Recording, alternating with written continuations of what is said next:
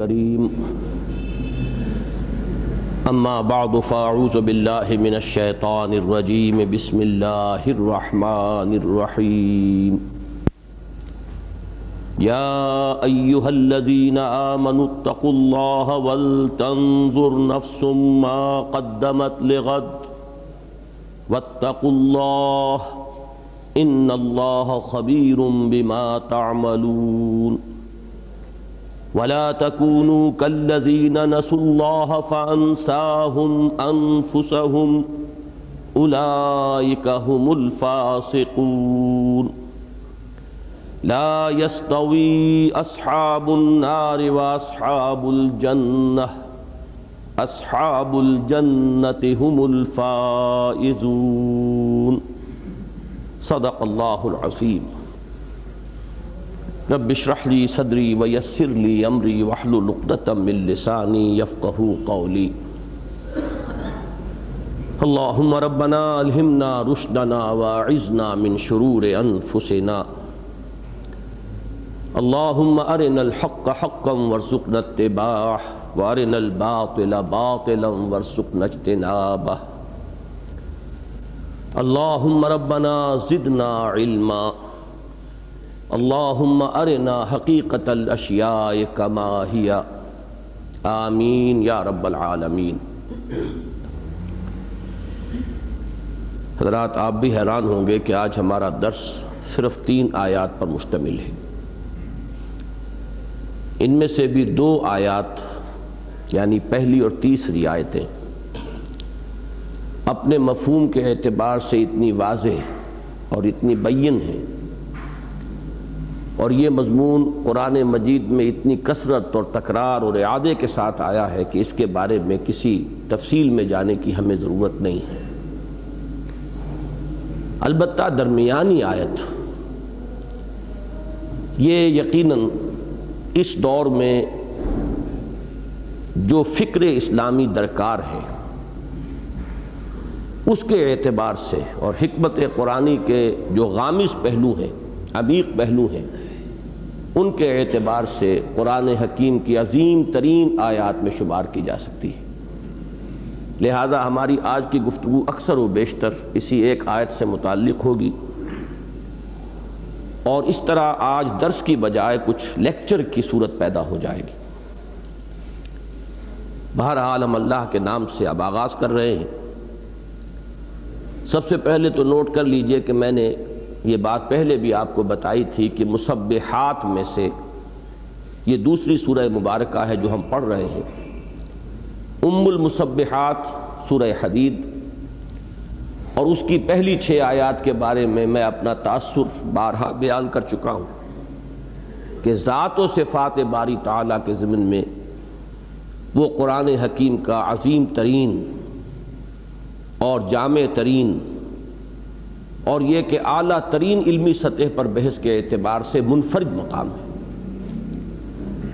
کچھ وہی انداز جو ہے سورہ حشر جو دوسری سورہ مبارکہ ہے اس سلسلے کی یعنی مسبحات کی، ویسے تو اس سلسلے سور میں اس کا نمبر 3 ہے۔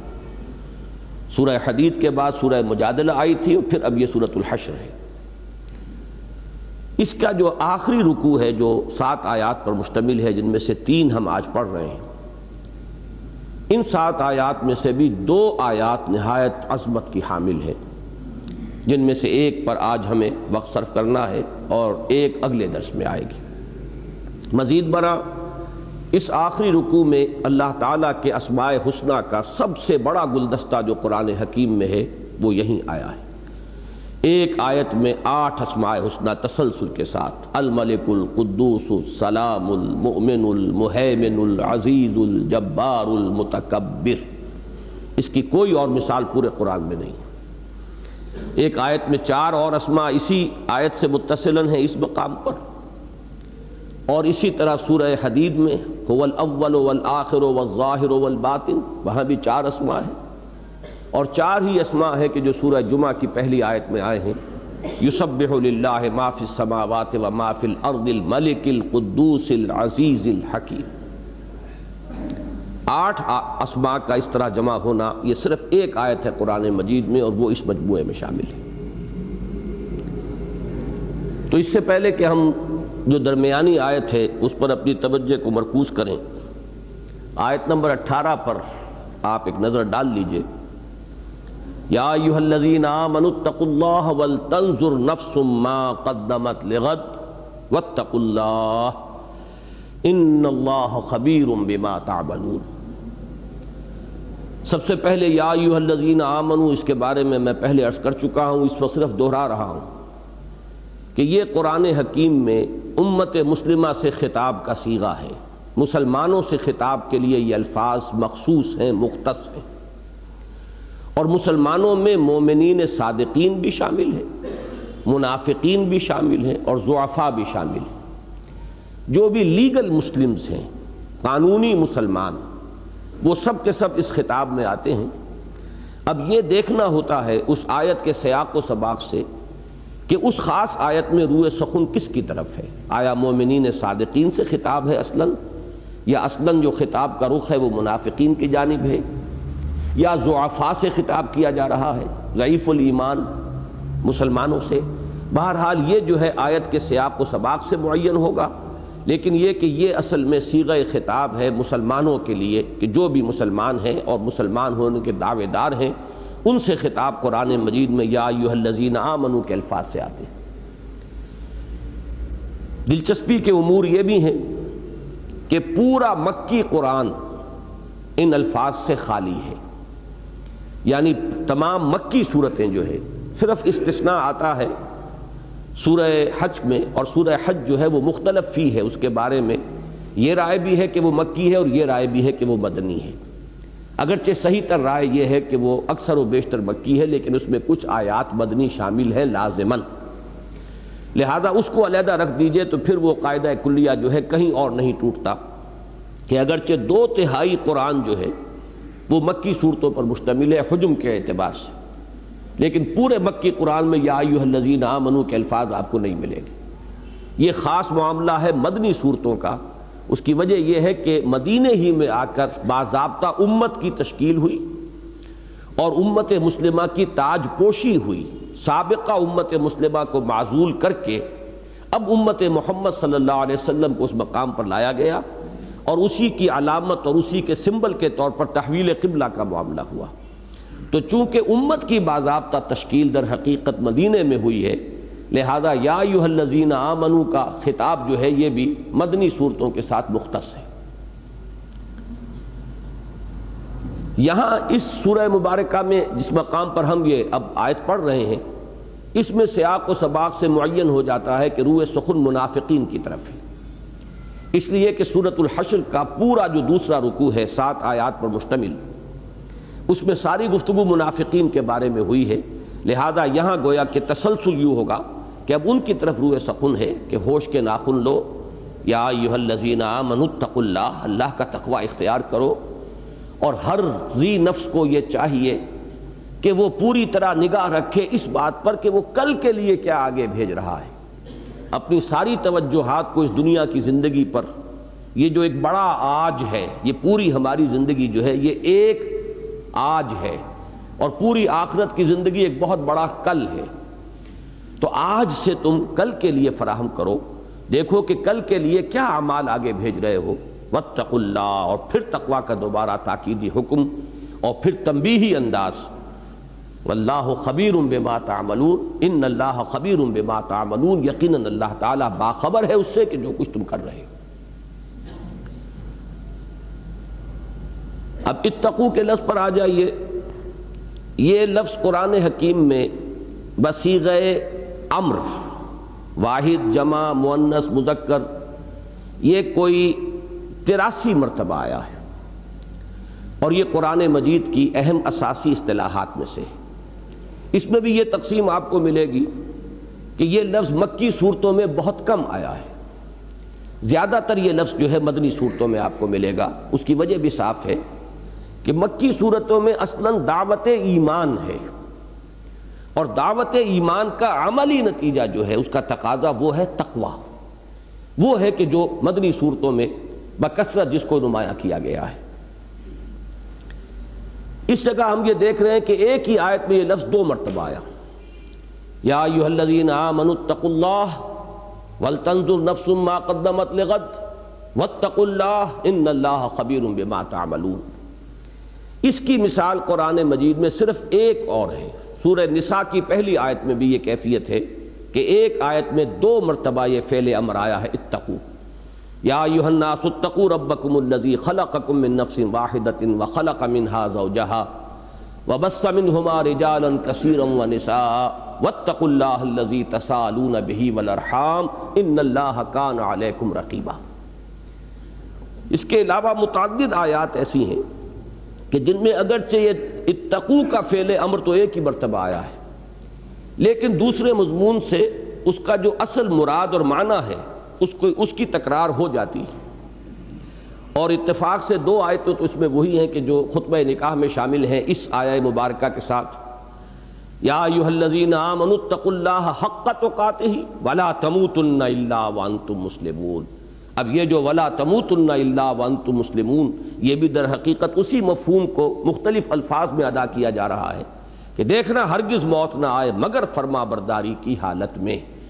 اور چونکہ موت کے بارے میں کوئی گارنٹی نہیں کہ وہ کس وقت تک نہیں آئے گی اور کچھ پتہ نہیں کہ وہ کب آ جائے، لہٰذا اس کا اگر کوئی شخص فیصلہ کر لے تو اب اس کے سامنے ایک ہی راستہ رہ جائے گا کہ کوئی لمحہ بھی معصیت میں بسر نہ کرے، مبادا اسی لمحے موت کا ظالم پنجہ اسے آ کر دبوچ لے۔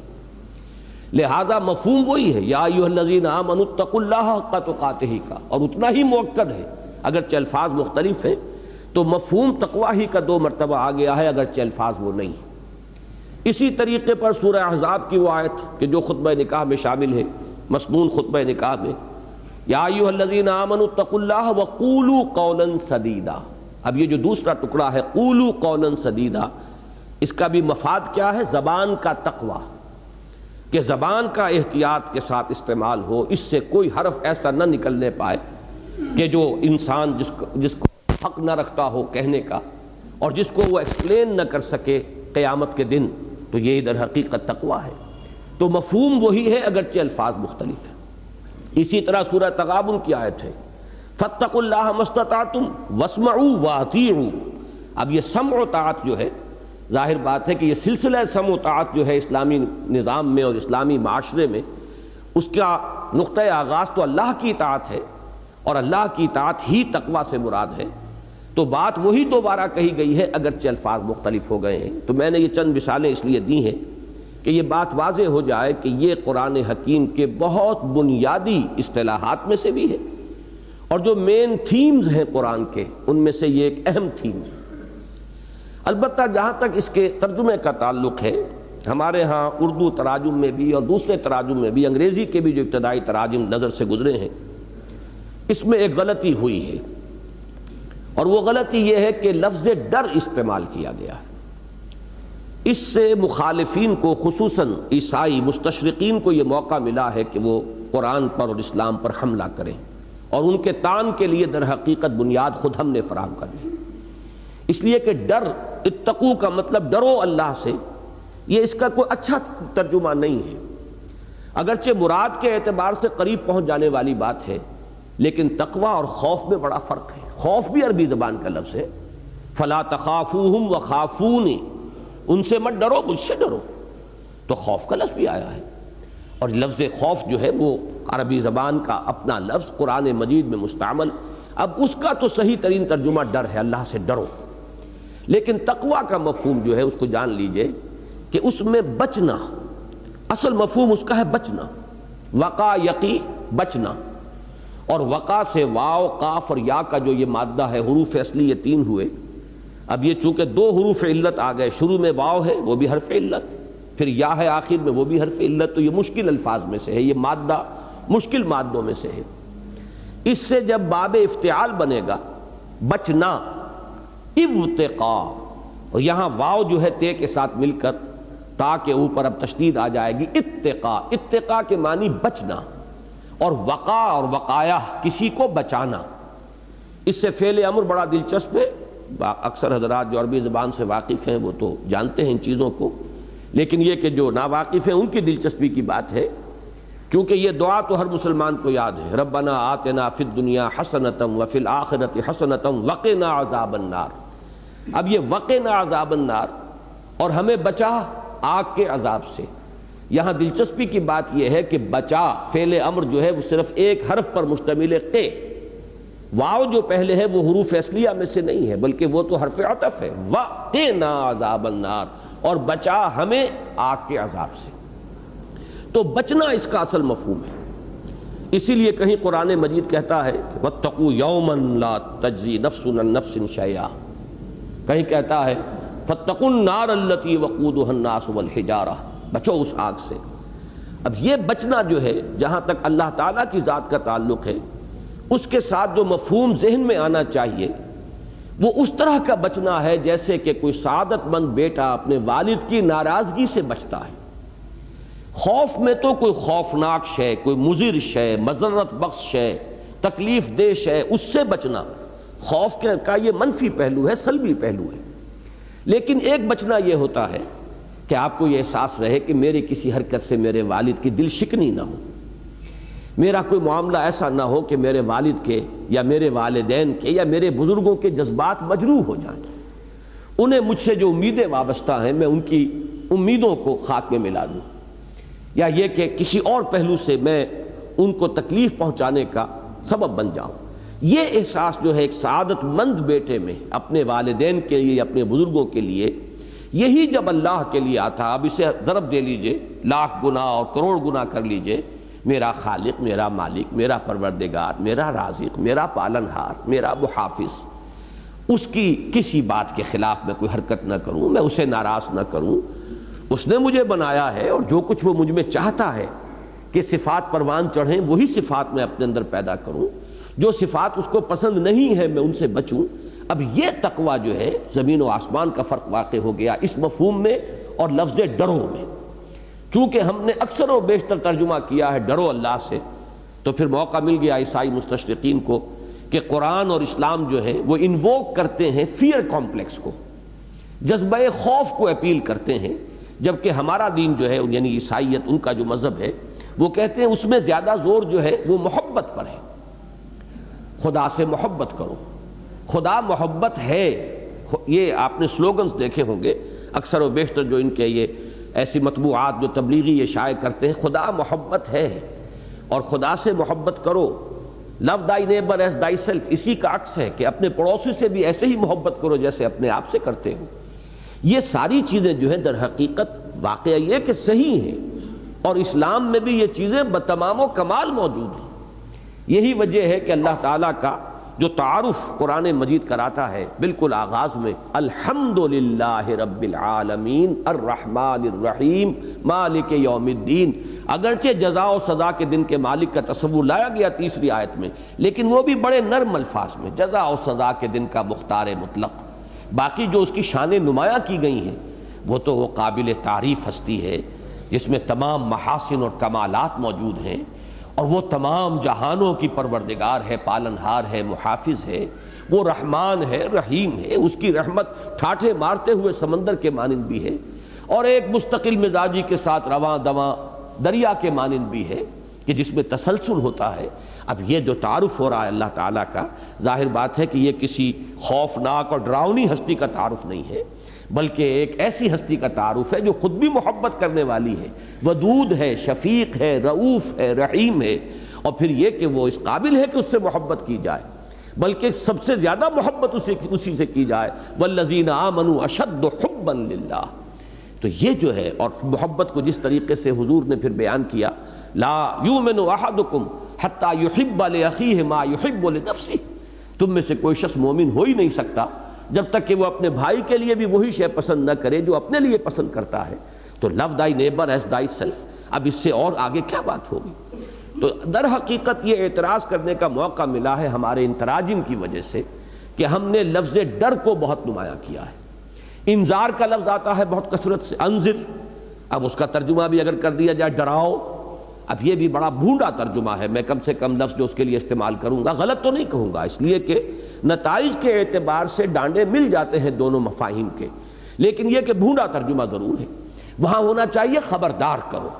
انذار کا مفہوم ہے وارن کرنا۔ اب اگر کوئی شخص اندھا چلا جا رہا ہے، اسے نظر نہیں آ رہا، آگے سڑک کھدی ہوئی ہے، آپ پکار کر اسے خبردار کرتے دیکھنا بھئی آگے سڑک کھدی ہوئی ہے۔ میں ڈرانا نہیں ہے، در حقیقت انذار جو ہے اس کے معنی خبردار کرنا، وارن کرنا۔ اسی طریقے پر تقوی کا مفہوم ہے بچنا، اتقوا اللہ، بچو اللہ کی ناراضگی سے، بچو اللہ کی معصیت سے۔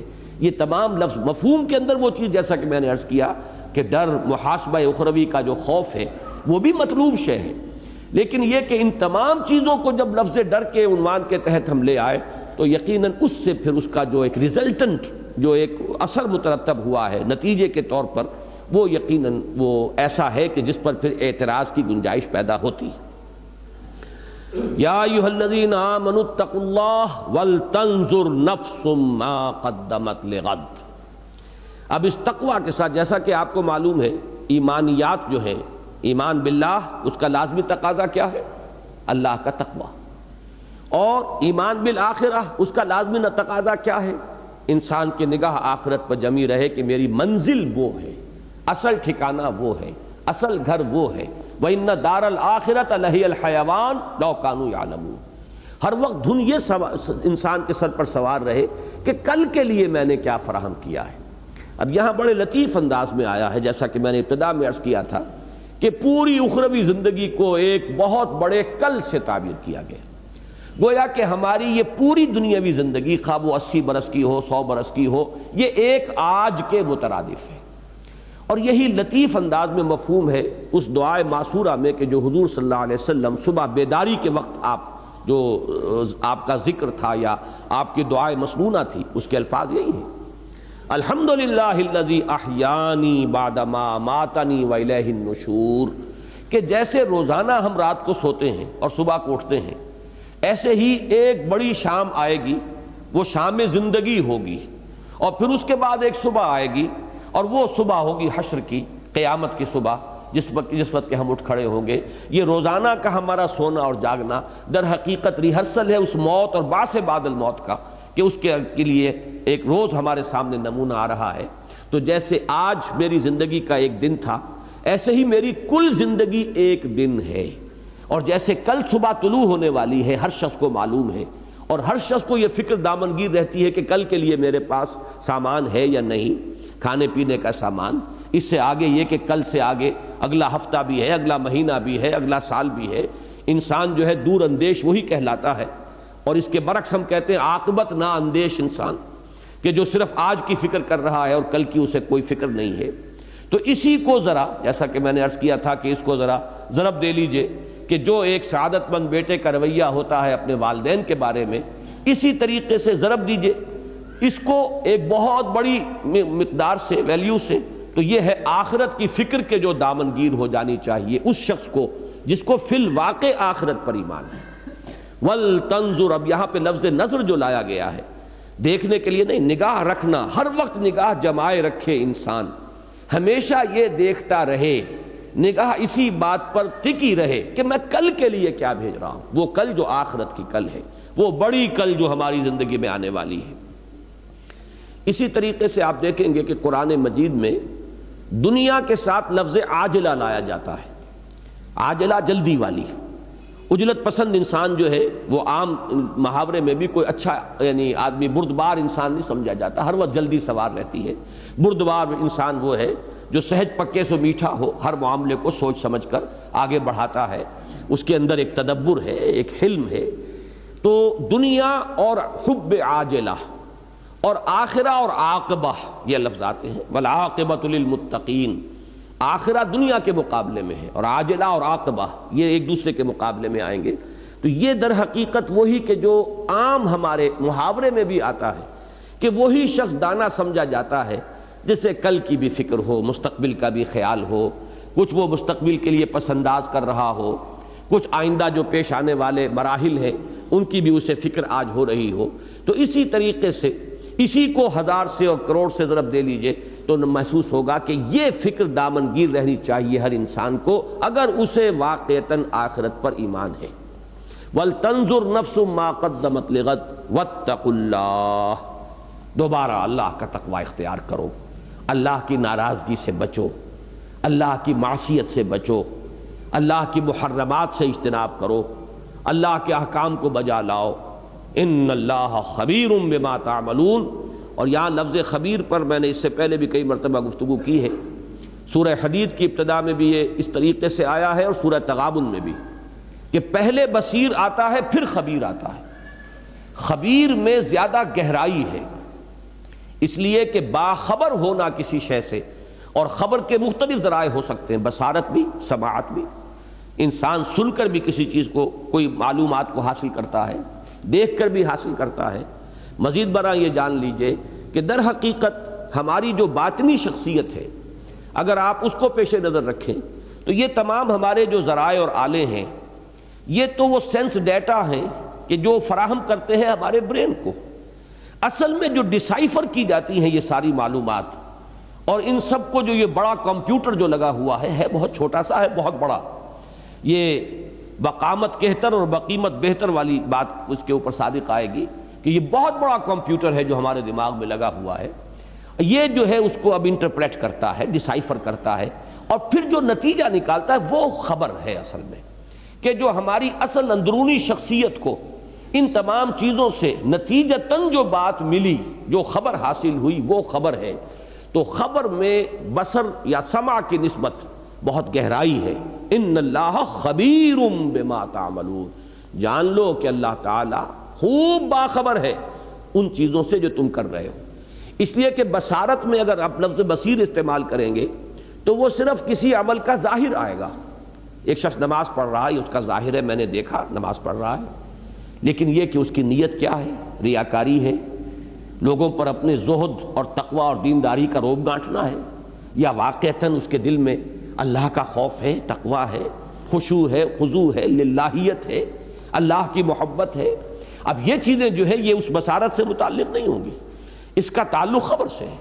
لہذا یہ تمام چیزیں جو ہے جمع ہو کر سب سے گہرائی جس لفظ میں آتی ہے وہ خبر ہے۔ سورہ تغابن میں بھی آپ دیکھیں گے کہ پہلے آئے گا اللہ کے لیے لفظ بصیر، پھر آخر میں جا کر آئے گا خبیر، اور یہی سورہ حدید کے اندر بھی تناسب جو ہے یہی آپ کو ترتیب یہی ملے گی۔ ان اللہ خبیر بما تعملون، اس میں ظاہر بات ہے کہ ایک انداز جو ہے تحدید کا ہے، اگرچہ اصولاً اس میں دونوں انداز موجود ہوتے ہیں۔ اہل ایمان کے لیے اس میں بشارت ہے، اللہ خوب جانتا ہے جو تم کر رہے ہو۔ اب اس سے زیادہ کسی بندہ مومن کے لیے ری ایشورنگ چیز اور کوئی نہیں، اس کے اطمینان، دل دہی کی بات کہ تم نے جو نیکی کا کام کیا، خواہ کسی انسان نے اسے دیکھا یا نہیں دیکھا، لوگوں کی نگاہوں میں آیا یا نہیں آیا، اللہ باخبر ہے، اللہ کے علم میں ہے۔ تمہاری کوئی قربانی، تمہارا کوئی ایثار، اللہ کے لیے کی گئی تمہاری کوئی محنت، کوئی لمحہ جو تم نے اس کے لیے صرف کیا ہے وہ اللہ کے علم سے باہر نہیں ہے، اللہ جانتا ہے۔ اس میں جیسا کہ میں نے عرض کیا بڑی دلجوئی ہے، بڑی تشفی ہے، بڑی حوصلہ افزائی ہے اہل ایمان کے لیے۔ لیکن اسی میں برعکس جو لوگ ہیں، جو اللہ کے باغی ہیں، جو اللہ کی نافرمان ہیں، ان کے لیے اسی میں دھمکی، اللہ خوب جانتا ہے جو تم کر رہے ہو۔ تم لوگوں کی نگاہوں سے چھپ سکتے ہو، تم اپنے اوپر لبادے اوڑھ سکتے ہو، تم جھوٹی قسمیں کھا کر جو ہے ان کو اپنے لیے ڈھال بنا سکتے ہو۔ اتخذوا ایمانہم جنۃ فصدوا عن سبیل اللہ، انہوں نے اپنی قسموں کو ڈھال بنا لیا ہے اپنے لیے باس پرس سے بچنے کے لیے، لیکن اللہ باخبر ہے تمہاری اصل حقیقت سے۔ تو یہ دونوں چیزیں اس کے اندر مضمر ہوتی ہیں، لیکن یہاں جیسا کہ میں نے عرض کیا چونکہ اس آیت مبارکہ میں جو سیاق کلام ہے اس کے اعتبار سے ثابت ہو رہا ہے کہ روح سخن منافقین کی طرف ہے، لہذا یہ تنبیہ اور تحدید کا کلمہ ہے۔ ان اللہ خبیر بما تعملون یا ایھا الذین آمنوا اتقوا اللہ ولتنظر نفس ما قدمت لغد واتقوا اللہ ان اللہ خبیر بما تعملون۔ جیسا کہ میں نے عرض کیا تھا کہ تیسری آیت جو ہے وہ بھی اپنے مفہوم کے اعتبار سے بھی بالکل واضح ہے۔ قرآن مجید کا یہ مضمون تو وہ ہے کہ اگرچہ میں اس کو دعوے کے ساتھ تو نہیں کہہ سکتا، لیکن گمان غالب میرا یہ ہے کہ کوئی صفحہ مصحف کا ایسا نہیں ہو سکتا جس میں یہ مضمون نہ آیا۔ آخرت کی کامیابی، جنت والوں کی کامیابی، دوزخ والے جو ہے ان کی ناکامی، ان کا خسران، ان کی تباہی اور بربادی۔ تو یہ تو قرآن مجید کے جو اہم ترین مضامین ہے، توحید اور معاد سب سے اہم مضامین، اور تیسرا اس میں ایڈ کیجئے رسالت اور نبوت، یہی اساسات ہیں اس دین کی۔ لہذا یہ کہ لا یستوی اصحاب النار واصحاب الجنہ اصحاب الجنت ہم الفائزون، میں نے یہ چاہا کہ پہلے اس آیت کو چونکہ اس کا ایک بڑا بالکل واضح اور براہ راست ایک ربط بنتا ہے پہلی آیت سے. ان سے کہا گیا یا ایھا الذین آمنوا اتقوا اللہ ولتنظر نفس ما قدمت لغد. یہ اس غد کی شرح ہے جو کی جا رہی ہے، وہ جو کل آنے والی ہے، جس کو سورہ تغابن میں کہا گیا ذالک یوم التغابن، اور پھر اس کی شرح کی گئی وَمَن يُؤْمِن بِاللَّهِ وَيَعْمَلْ صَالِحًا يُكَفِّرْ عَنْهُ سَيِّئَاتِهِ وَيُدْخِلْهُ جَنَّاتٍ تَجْرِي مِن تَحْتِهَا الْأَنْهَارُ خَالِدِينَ فِيهَا أَبَدًا ذَلِكَ الْفَوْزُ الْعَظِيمُ وَالَّذِينَ كَفَرُوا وَكَذَّبُوا بِآيَاتِنَا أُولَٰئِكَ أَصْحَابُ النَّارِ خَالِدِينَ فِيهَا وَبِئْسَ الْمَصِيرُ. اسی طریقے سے اس کی شرح یہاں ہو رہی ہے تیسری آیت میں لا يستوي اصحاب النار واصحاب الجنہ اصحاب الجنت هم الفائزون. وہ جو کل آنے والی ہے اس کل کے بارے میں جان لو کہ یہ دو حصوں میں نوع انسانی کو تقسیم ہو جانا ہے، اور وہ برابر نہیں ہوں گے، وہ بہت ہی فرق و تفاوت ہوگا ان کے مابین. جو ان کا انجام جس سے کہ انہیں دوچار ہونا ہے، اس کے فرق و تفاوت کا تم اندازہ نہیں کر سکتے. ہرگز برابر نہیں ہوں گے جنت والے. لا یستوی اصحاب النار واصحاب الجنہ، آگ والے اور جنت والے. جان لو قطعی طور پر، یقینی طور پر، حتمی طور پر کہ اصحاب الجنت ہم الفائزون. فوز و فلاح اور کامیابی اور کامرانی وہ اصحاب الجنہ کا نصیب بننے والی ہے، وہی ہوں گے کامیاب. میں نے اصل میں ان دونوں آیتوں کو پہلے اس لیے ان کا ترجمہ کر دیا کہ اب جو درمیانی آیت ہے اس کے چونکہ دو مفہوم ہیں.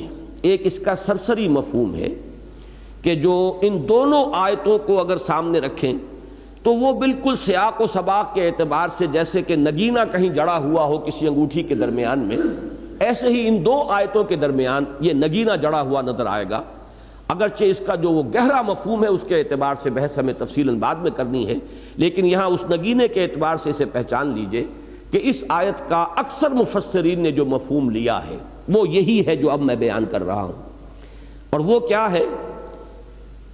وَلَا تَكُونُوا كَالَّذِينَ نَسُوا اللَّهَ فَأَنسَاهُمْ أَنفُسَهُمْ. اور مت ہو جانا ان لوگوں کے مانند جنہوں نے اللہ کو بھلا دیا تو اللہ نے انہیں غافل کر دیا اپنے آپ سے. اب یہاں پر اپنے آپ سے غافل کر دینے کا مطلب اکثر و بیشتر مفسرین نے یہ لیا ہے کہ انہیں اپنے حقیقی نفع و نقصان سے بے خبر کر دیا. انہیں یہ احساس نہ رہا کہ اصل کامیابی کون سی ہے اور اصل ناکامی کون سی ہے. اپنے اصل نفع و نقصان کو پہچانتے تو تقویٰ کی روش اختیار کرتے. اللہ تعالیٰ نے چونکہ انہوں نے اللہ کو نظر انداز کر دیا، اللہ کو بھلا دیا، اللہ سے منہ موڑ لیا، اللہ سے پیٹھ موڑ لی، لہذا اللہ نے انہیں اپنے اصل نفع نقصان سے، اپنے اصل خیر و شر سے، اپنے اصل فائدے اور نقصان سے انہیں بے خبر کر دیا. ان کی نگاہ وہاں سے ہٹ گئی، اس لیے کہ اصل نفع تو اس میں تھا اللہ کے احکام پر عمل کرتے اور جنت والوں میں سے بنتے، اور اصل نقصان یہ ہے کہ اللہ کی نافرمانی کی ہے، معصیت کی زندگی بسر کی ہے، اور انہوں نے اپنے آپ کو اصحاب الجحیم میں سے بنا لیا ہے. لہذا اس اصل اپنے نفع و نقصان سے بے خبر ہو جانا گویا کہ وہ مراد ہے فَأَنْسَاهُمْ أَنفُسَهُمْ. اللہ نے انہیں اپنے آپ سے غافل کر دیا، یعنی اپنے بھلے برے کی جو پہچان تھی، حقیقی بھلے اور برے کی پہچان، وہ ان سے سلب کر لی. اور اس میں امام راضی نے ایک مفہوم اور بھی لیا ہے کہ اس سے مراد ہے میدان حشر میں جو بڑے شدائد ہوں گے اور مصائب ہوں گے. وہ دن ایسا ہے جس کے بارے میں کہا گیا سورہ مزمل میں یوم یجعل الولدان شیبا، وہ دن کے جو بچوں کو بوڑھا کر دے گا. اس کا جو ہولناک انداز ہے، اس کے جو شدائد ہوں گے اس کے اعتبار سے، جیسے کہ سورہ حج کی پہلی آیت میں فرمایا یا ایھا الناس اتقوا ربکم ان زلزلۃ الساعۃ شیء عظیم یوم ترونها تذہل کل مرضعۃ عما ارضعت وتضع كل ذات حمل حملها وترى الناس سکارى وما هم بسکارى ولكن عذاب اللہ شدید. اے لوگو، اے انسانوں، اللہ کا تقوی اختیار کرو. وہ جو قیامت کی گھڑی آنے والی ہے، ساعہ، جبکہ زلزلہ آئے گا، وہ زلزلہ جو قیامت کا ہے وہ بہت شدید ہے، شیء عظیم. جس دن تم اسے دیکھو گے تو تمہیں اپنی ہوش نہ رہے گی. تذہل کل مرضعۃ عما ارضعت، ہر دودھ پلانے والی اپنے بچے کو بھول جائے گی، اور لوگوں حمل والیوں کے حمل گر جائیں گے. اس کی دہشت ناکی کا یہ عالم ہوگا. تو بعض حضرات نے اس مفہوم کو بھی اسی معنی میں لیا ہے کہ وہ میدان حشر ایسا ہوگا جسے ہم محاورے میں کہتے ہیں کہ لوگوں کو اپنے تن کا ہوش نہ رہے گا. یہ جو فَأَنْسَاهُمْ أَنفُسَهُمْ، لوگ اپنے تن سے غافل ہو جائیں گے، انہیں اپنے تن کا ہوش نہ رہے گا.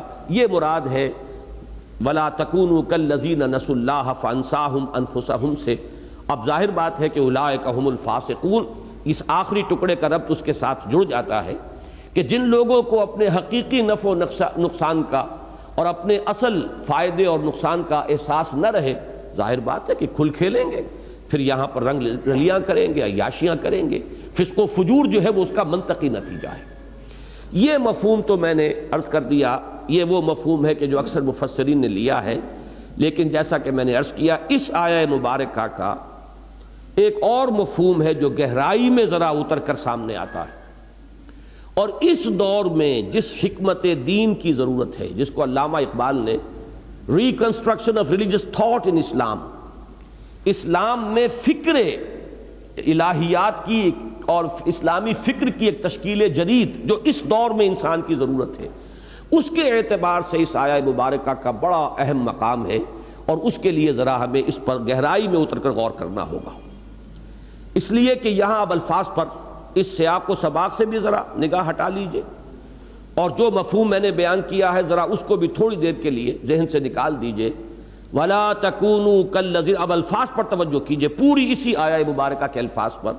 وَلَا تَكُونُوا كَالَّذِينَ نَسُوا اللَّهَ فَأَنْسَاهُمْ أَنفُسَهُمْ، نہ ہو جانا ان لوگوں کے مانند جنہوں نے بھلا دیا اللہ کو، تو اللہ نے بھلا دیا انہیں اپنا آپ. اب یہاں پر لفظ انفسہم جو ہے یہ اصل میں کانٹے کا لفظ ہے، اہم ترین لفظ ہے. یہ بنیادی لفظ ہے کہ اس پر توجہ کریں گے تو پھر اس کی گہرائیوں میں انسان جو ہے وہ جھانک سکے گا. نفس کسے کہتے ہیں؟ میں آج جائزہ لے رہا تھا، 301 مرتبہ یہ لفظ قرآن مجید میں آیا ہے، اور اتنے مختلف اس کے مفاہیم ہیں، اتنے مختلف معنی میں استعمال ہوا ہے، جن میں سے 4 تو میں یہیں آپ کو اس وقت گنواؤں گا. اور سب سے اہم جو اس کا استعمال ہوا ہے، جس کے لیے کہ بڑی تعویل کی ضرورت ہے، وہ خود اللہ کے لیے اس لفظ کا اطلاق ہوا ہے. چنانچہ 2 جگہ فرمایا گیا ہے سورہ آل عمران میں، وَيُحَذِّرُكُمُ اللَّهُ نَفْسَهُ، ایک جگہ وَإِلَيْهِ الْمَصِيرُ، یہ آیت نمبر 28 ہے. وَيُحَذِّرُكُمُ اللَّهُ نَفْسَهُ وَإِلَيْهِ الْمَصِيرُ، اللہ تعالیٰ تمہیں ڈراتا ہے، خبردار کرتا ہے اپنے آپ سے. اللہ کے لیے لفظ نفس آ رہا ہے، اللہ اپنے سے ڈرا رہا ہے، اپنی پکڑ سے، اپنی سزا سے، اپنی عقوبت سے، اور اسی کی طرف لوٹنا ہے. آیت نمبر 28 سورہ آل عمران. اسی سورہ مبارکہ کی ایک ہی آیت کے بعد آیت نمبر 30 ہے، وَيُحَذِّرُكُمُ اللَّهُ نَفْسَهُ وَاللَّهُ رَءُوفٌ بِالْعِبَادِ، اللہ تعالیٰ تمہیں ڈرا رہا ہے اپنے سے. یہاں نفسہو کا لفظ جو آ رہا ہے اللہ کی ذات کے لیے آ رہا ہے. اسی طریقے سے 2 مرتبہ یہ لفظ آیا ہے ذات باری تعالیٰ پر اطلاق کے ساتھ سورہ انعام میں. آیت نمبر 12 میں فرمایا کتب علی نفسہ الرحمہ، اللہ نے اپنے اوپر رحمت کو لازم کر لیا ہے. اب یہاں نفس کا لفظ اللہ کی ذات کے لیے آ رہا ہے. اور دوسری جگہ آیت کی یہ سورہ انعام کی آیت نمبر 54 ہے، کتب ربکم علی نفسہ الرحمہ، تمہارے رب نے اپنے اوپر رحمت کو لازم کر لیا ہے. ظاہر بات ہے کہ اس لفظ سے یہاں پر اب اللہ تعالیٰ کی ذات تو نہ تو اس کا کوئی تجزیہ ہو سکتا ہے، نہ اس کے اجزاء ہیں، نہ اس کے لیے نفس کا اس معنی میں ہم کوئی تصور کر سکتے ہیں جیسے ہم اپنے نفس کے لیے لفظ کا اطلاق کرتے ہیں. پھر یہ کہ نفس جو ہے جان کے معنی میں اگر آئے تو اس کے لیے بھی اللہ تعالیٰ کے لیے یہ لفظ اس معنی میں مستعمل نہیں.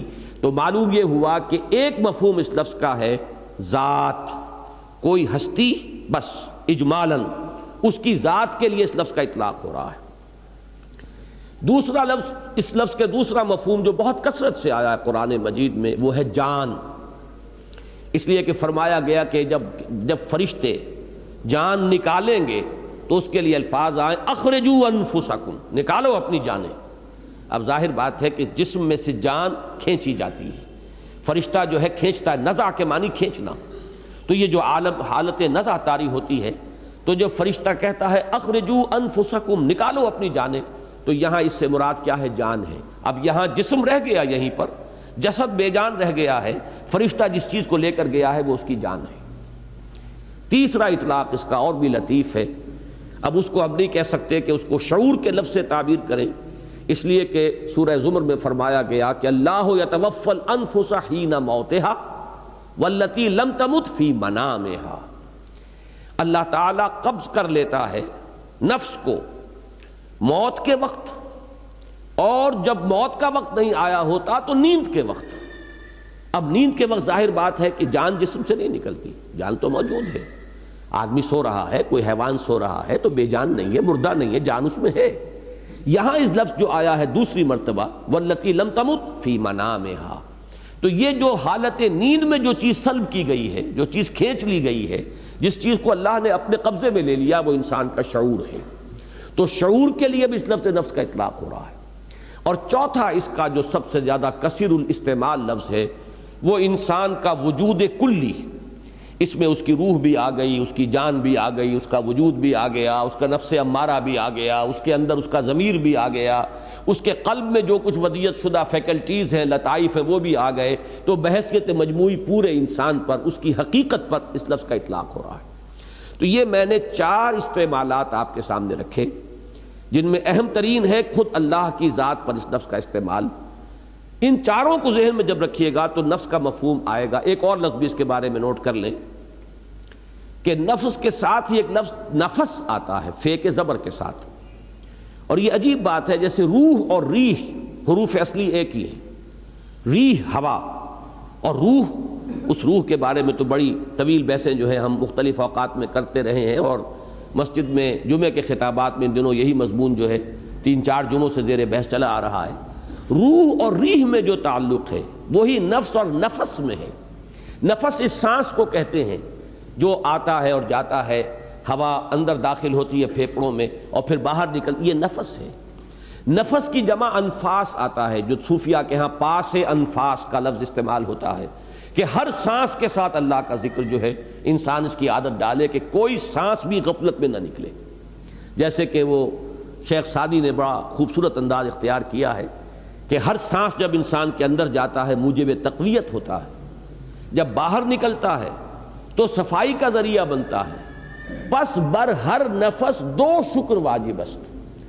پس ثابت ہوا کہ ہر سانس پر 2 مرتبہ شکر کرنا واجب ہے، کہ ایک مرتبہ سانس اندر گیا، آکسیجن اندر گئی اور وہ آپ کے لیے انرجی کا ذریعہ بنی، آپ کی قوت کا ذریعہ بنی، اور دوسری مرتبہ وہ کاربن ڈائی آکسائڈ اور کچھ چیزیں لے کر باہر آ گئی تو وہ تنقیہ اور جسم کی صفائی کا ذریعہ بنی۔ پس بر ہر نفس 2 شکر واجب است۔ تو نفس اور نفس اور روح اور ریح حروف اصلی ایک ہی ہیں، جو تعلق ان میں ہے وہی ان کے مابین بھی موجود ہے۔ اب یہ نفس جو ہے اس تمام استعمالات کو سامنے رکھیے تو اس سے مراد جو نکلے گی وہ یہ ہے انسان کی اصل حقیقت۔ اللہ تعالیٰ اسے اپنی اصل حقیقت سے، اپنی اصل ذات سے غافل کر دیتا ہے۔ اس کے سامنے اپنا جسم تو ہے، اس کے تقاضے تو ہیں، اسے احساس ہے کہ پیٹ کھانے کو مانگ رہا ہے، بھوک لگی ہوئی ہے، ہنگر پینز ہو رہے ہیں، اسے احساس ہے کہ سردی ہے، مجھے کوئی گرم کپڑا جو ہے استعمال کرنا چاہیے، اوڑھ لینا چاہیے، اسے اپنے جسم کے تقاضوں کا پورا احساس ہے۔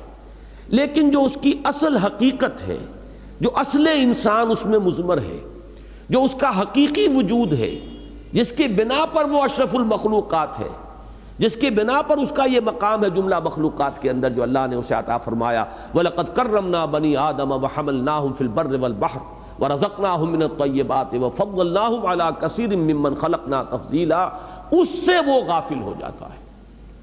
یہ ہے در حقیقت وہ شے کہ اس آیت کو اب رکھیے ایک مقولہ، یا بعض ہمارے ہاں صوفیہ تو اس کو حدیث کی حیثیت سے پیش کرتے ہیں، محدثین اسے حدیث کی حیثیت سے تو قبول نہیں کرتے، لیکن ہمارے ہاں بہت سے حضرات جو ہے اسے ایک حکیمانہ قول، کسی کے حکیمانہ مقولے کی حیثیت سے تسلیم کرتے ہیں، اور وہ در حقیقت اس آیہ مبارکہ کا کانورس ہے۔ من عرف نفسہ فقد عرف ربہ، بالکل یہ کہ جس نے اللہ کو بھلایا وہ اپنے آپ سے غافل ہو گیا، اپنی حقیقت سے بے خبر ہو گیا۔ جس نے اپنی حقیقت کو پہچان لیا اس نے اللہ کو پہچان لیا۔ مجھے دو اشعار یاد آ رہے ہیں، پتہ نہیں پورے ذہن میں ہوں گے یا نہیں، مفہوم ہے ذہن میں۔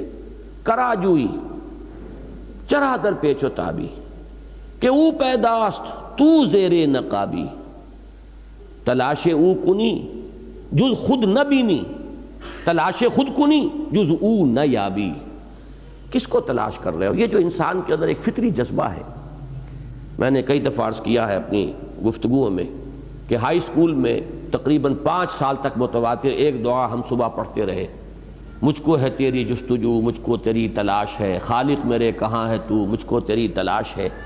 اب یہ ایک واقعہ ہے کہ فطرت انسانی میں ایک تلاش مضمر ہے، ایک بے چینی سی، جو خصوصاً زیادہ حساس اور ذہین اور فہیم لوگ ہوتے ہیں ان کے اندر ایک بے کلی، ایک بے چینی سی ہوتی ہے، جس کو کہ مولانا روم نے تعبیر کیا ہے بشنو از نئے چوں حکایت میں کند واس جدائی ہا شکایت میں کند۔ معلوم ہوتا ہے کہیں سے کوئی ہجر کی کیفیت ہے، کہیں سے کوئی علیحدگی ہو گئی ہے، اپنے منبع سے کہیں ہم جدا ہو گئے ہیں، اپنے مرکز سے کہیں منقطع ہو گئے ہیں۔ یہ بے کلی اور بے چینی جو ہے اس میں انسان تلاش کرتا ہے، مجھ کو ہے تیری جستجو، مجھ کو تیری تلاش ہے۔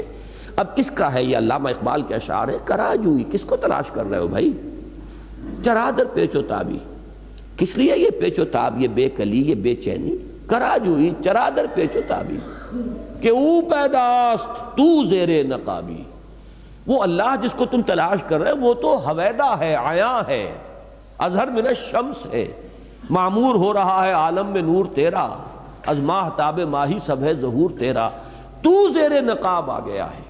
اب یہ جمعے کی تقاریر میں یہ بیان کر چکا ہوں ان دنوں میں، کشف المحجوب، محجوب تو ہم ہیں، غلاف تو ہمارے دلوں پر چڑھ گئے ہیں، زنگ تو ہمارے آئینہ قلب پر آ جاتا ہے، رخ تو ہم نے موڑا ہوا ہے اللہ کی طرف سے، ہم اس کی طرف روح نہیں کر رہے، اپنا رخ نہیں کر رہے، ہم تو مائل بکرم ہے کوئی سائل ہی نہیں، راہ دکھلائیں کسے رہنمے منزل ہی نہیں۔ تو یہ جو ہے ہم ہیں اصل میں جو محجوب ہیں، اسی محجوب کے لفظ کو علامہ یہاں لائے ہیں زیر نقاب۔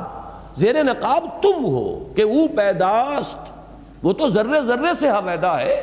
ان فی خلق السماوات والارض واختلاف اللیل والنہار والفلک التي تجری فی البحر بما ينفع الناس وما انزل اللہ من السماء من ماء فاحیا به الارض بعد موتها وبث فیہا من کل دابۃ وتصریف الریاح والسحاب المسخر بین السماء والارض لآیات لقوم یعقلون۔ ایک ایک ذرے میں اس کی نشانی موجود ہے۔ کراجوئی چرا در پیچ و تابی کہ او پیداست تو زیر نقابی، تلاش او کنی خود جز خود نہ بینی۔ جب تم اسے تلاش کرو گے تو اپنا آپ، اپنے اندر کی جو حقیقت ہے وہ تم پر آشکار ہو جائے گی۔ تلاش خود کنی جز او نہ یابی، اپنی حقیقت کو تلاش کرو گے تو اللہ کو پالو گے۔ اب یہ بالکل وہی مفہوم ہے کہ من عرف نفسہ فقد عرف ربہ، اور یہ آیہ مبارکہ وَلَا تَكُونُوا كَالَّذِينَ نَسُوا اللَّهَ فَأَنسَاهُمْ أَنفُسَهُمْ أُولَٰئِكَ هُمُ الْفَاسِقُونَ۔ میں نے پہلے بھی عرض کیا ہے اور اس وقت پھر نوٹ کر لیجئے توجہ کے ساتھ، علامہ اقبال جنہیں میں اس دور میں فکر اسلامی کے اعتبار سے مجدد سمجھتا ہوں، اب اس لفظ کو میرے غور سے سنیے گا، ایک ہے جامع شخصیت جس میں علم بھی ہو، عمل بھی ہو، پھر علم کے ساتھ فہم بھی ہو، تقوی بھی ہو، تدین بھی ہو، مجاہدانہ کردار بھی ہو۔ ہمارے پہلے مجددین اس شان کے ہوتے تھے کہ ان میں یہ تمام چیزیں بیک وقت نظر آتی تھی۔ ابن تیمیہ ہیں، علم کے آسمان پر ہیں، تقوی اور تدین کی معراج پر ہیں، مجاہدہ بھی ہے، شمشیر بکف بھی ہیں، شاہ سید احمد بریلوی اور شاہ اسماعیل شہید ہیں، یہ مجددین کی شانیں۔ لیکن یہ کہ بہرحال ہر دور میں کچھ جزوی قسم کی شخصیتیں بھی پیدا ہوئی، تو میں آج کے دور میں اس کو اچھی طرح آپ کو بتا دینا چاہتا ہوں۔ یہ دور جو قحط الرجال کا دور ہے، ہمیں اس میں اپنے نقطۂ نظر کو بہت ہی پریگمیٹک اور پریکٹیکل بنا لینا چاہیے۔ آج کے دور میں کسی ایک پہلو سے بھی کسی کی کنٹریبیوشن نظر آ رہی ہو تو اس کا پورا اعتراف ہونا چاہیے، اس کی دوسری پہلوؤں کی جو کمیاں ہیں ان سے نگاہوں کو بند کیجئے، غض بصر کیجئے، اور اس کی جو عظمت کسی خاص پہلو سے نظر آ رہی ہے اس کا اعتراف کیجئے۔ میں اللہ کا شکر ادا کرتا ہوں کہ میرا مزاج اس نے خود اسی رنگ کا بنایا ہے۔ یہی وجہ ہے کہ مولانا مدنی رحمۃ اللہ علیہ کی جو بھی سیاسی پالیسی تھی اس سے مجھے شدید اختلاف، اس کے باوجود ان کی عظمت، ان کی محبت، ان کی عقیدت، ان کے مجاہدانہ کردار کا بڑا گہرا نقش میرے قلب پر ہے۔ مقابلتاً علامہ اقبال کو میں کوئی ولی نہیں سمجھتا، وہ متقی اور متدین آدمی نہیں تھے، علم دین میں بھی ان کا وہ مقام نہیں تھا، فکر دین میں، علم اور فکر کے درمیان فرق ہے۔ اس دور کا جو فکر ہے، جو اس دور میں ضروری ہے، وہ در حقیقت اس کے اعتبار سے میں انہیں مجدد کا مقام جو ہے وہ میں سمجھتا ہوں، اور واقعہ یہ ہے کہ یہ میں اپنے پورے گہرے شعور کے ساتھ کہہ رہا ہوں، اس میں کسی مبالغے کا دخل نہیں۔ ان کا جو فکر ہے آپ کو معلوم ہے، فکر کس اعتبار سے، ویسے ان کی ایک سیاسی پالیسی بھی تھی، ان کا ایک ملی نقطہ نظر بھی تھا، ان کے اور مختلف پہلو ہیں، لیکن اصل میں فکر اسلامی میں ان کا جو مقام ہے، ایک تجدیدی جو ان کا درجہ اور مقام حاصل ہے، اس کا عنوان ہے ان کا فلسفہ خودی۔ یہ ہے گویا کہ لب لباب اور حاصل کلام، ان کو اگر فکر میں کوئی مقام حاصل ہے تو اس فلسفے کے حوالے سے حاصل ہے۔ اس اعتبار سے جان لیجئے یہ واقعہ، اللہ کا شکر ہے کہ سید نذیر نیازی مرحوم نے اس کو لکھ دیا اور یہ واقعہ لوگوں کے علم میں آ گیا۔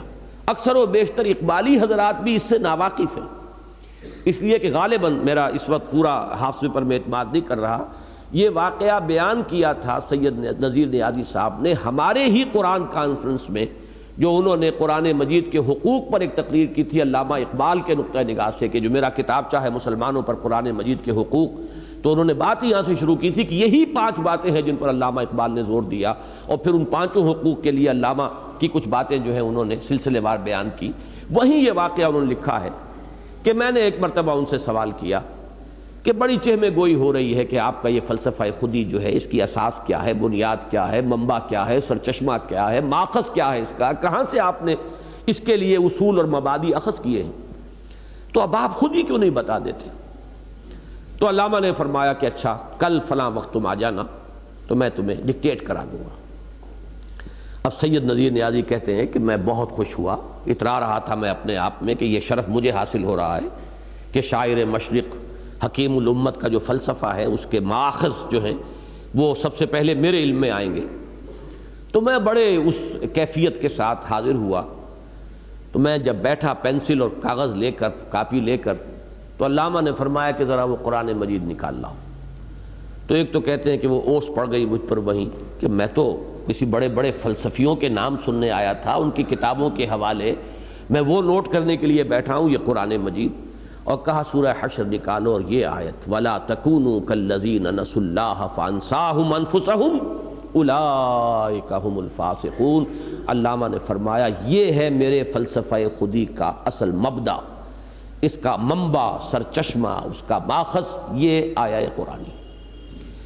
اب اس کی جو اہمیت ہے اور اس آیہ مبارکہ کے حوالے سے جو مجھے باتیں عرض کرنی ہے، اور مجھے یہ کافی گمان ہے کہ یہ ایک تقریر میں آج یہ بات پوری نہیں ہو سکے گی، اور میں اس موقع پر چاہتا ہوں کہ اس موضوع پر جو کچھ میرے ذہن میں ہے میں آپ حضرات کے سامنے رکھ دوں، چاہے اس میں 1 سے زائد نشستیں جو ہیں وہ صرف ہو جائیں۔ میں آج سب سے پہلے فکر کی تجدید کے 3 ادوار کا ذکر کرنا چاہتا ہوں۔ جو عنوان میرا ہے اسے پہلے اچھی طرح سمجھ لیجیے، فکر کی تجدید۔ تجدید کے جیسا کہ میں عرض کر چکا ہوں مختلف گوشے ہیں، مثلا سب سے پہلے مجدد امت جو ہیں وہ عمر بن عبدالعزیز رحمہ اللہ، جن کو کہ خلیفہ راشد شمار کیا گیا ہے کہ 5ویں خلیفہ راشد عمر بن عبدالعزیز رحمہ اللہ۔ لیکن ظاہر بات ہے کہ ان کی تجدید کس نوعیت کی تھی؟ اس وقت تک مسلمانوں کے ہاں نہ کوئی فکری گمراہی آئی تھی، نہ کوئی عقیدے کا اختلال پیدا ہوا تھا، نہ کوئی باہر کا فلسفہ حملہ آور ہوا تھا، نہ کوئی بیرونی منطق آئی تھی، نہ کوئی نیا سائنس کا علم جو ہے اس نے آ کر مسلمانوں کے عقیدوں کو جھنجھوڑا تھا۔ ایسی کوئی شے نہیں تھی، بالعموم کوئی فسق و فجور بھی نہیں تھا۔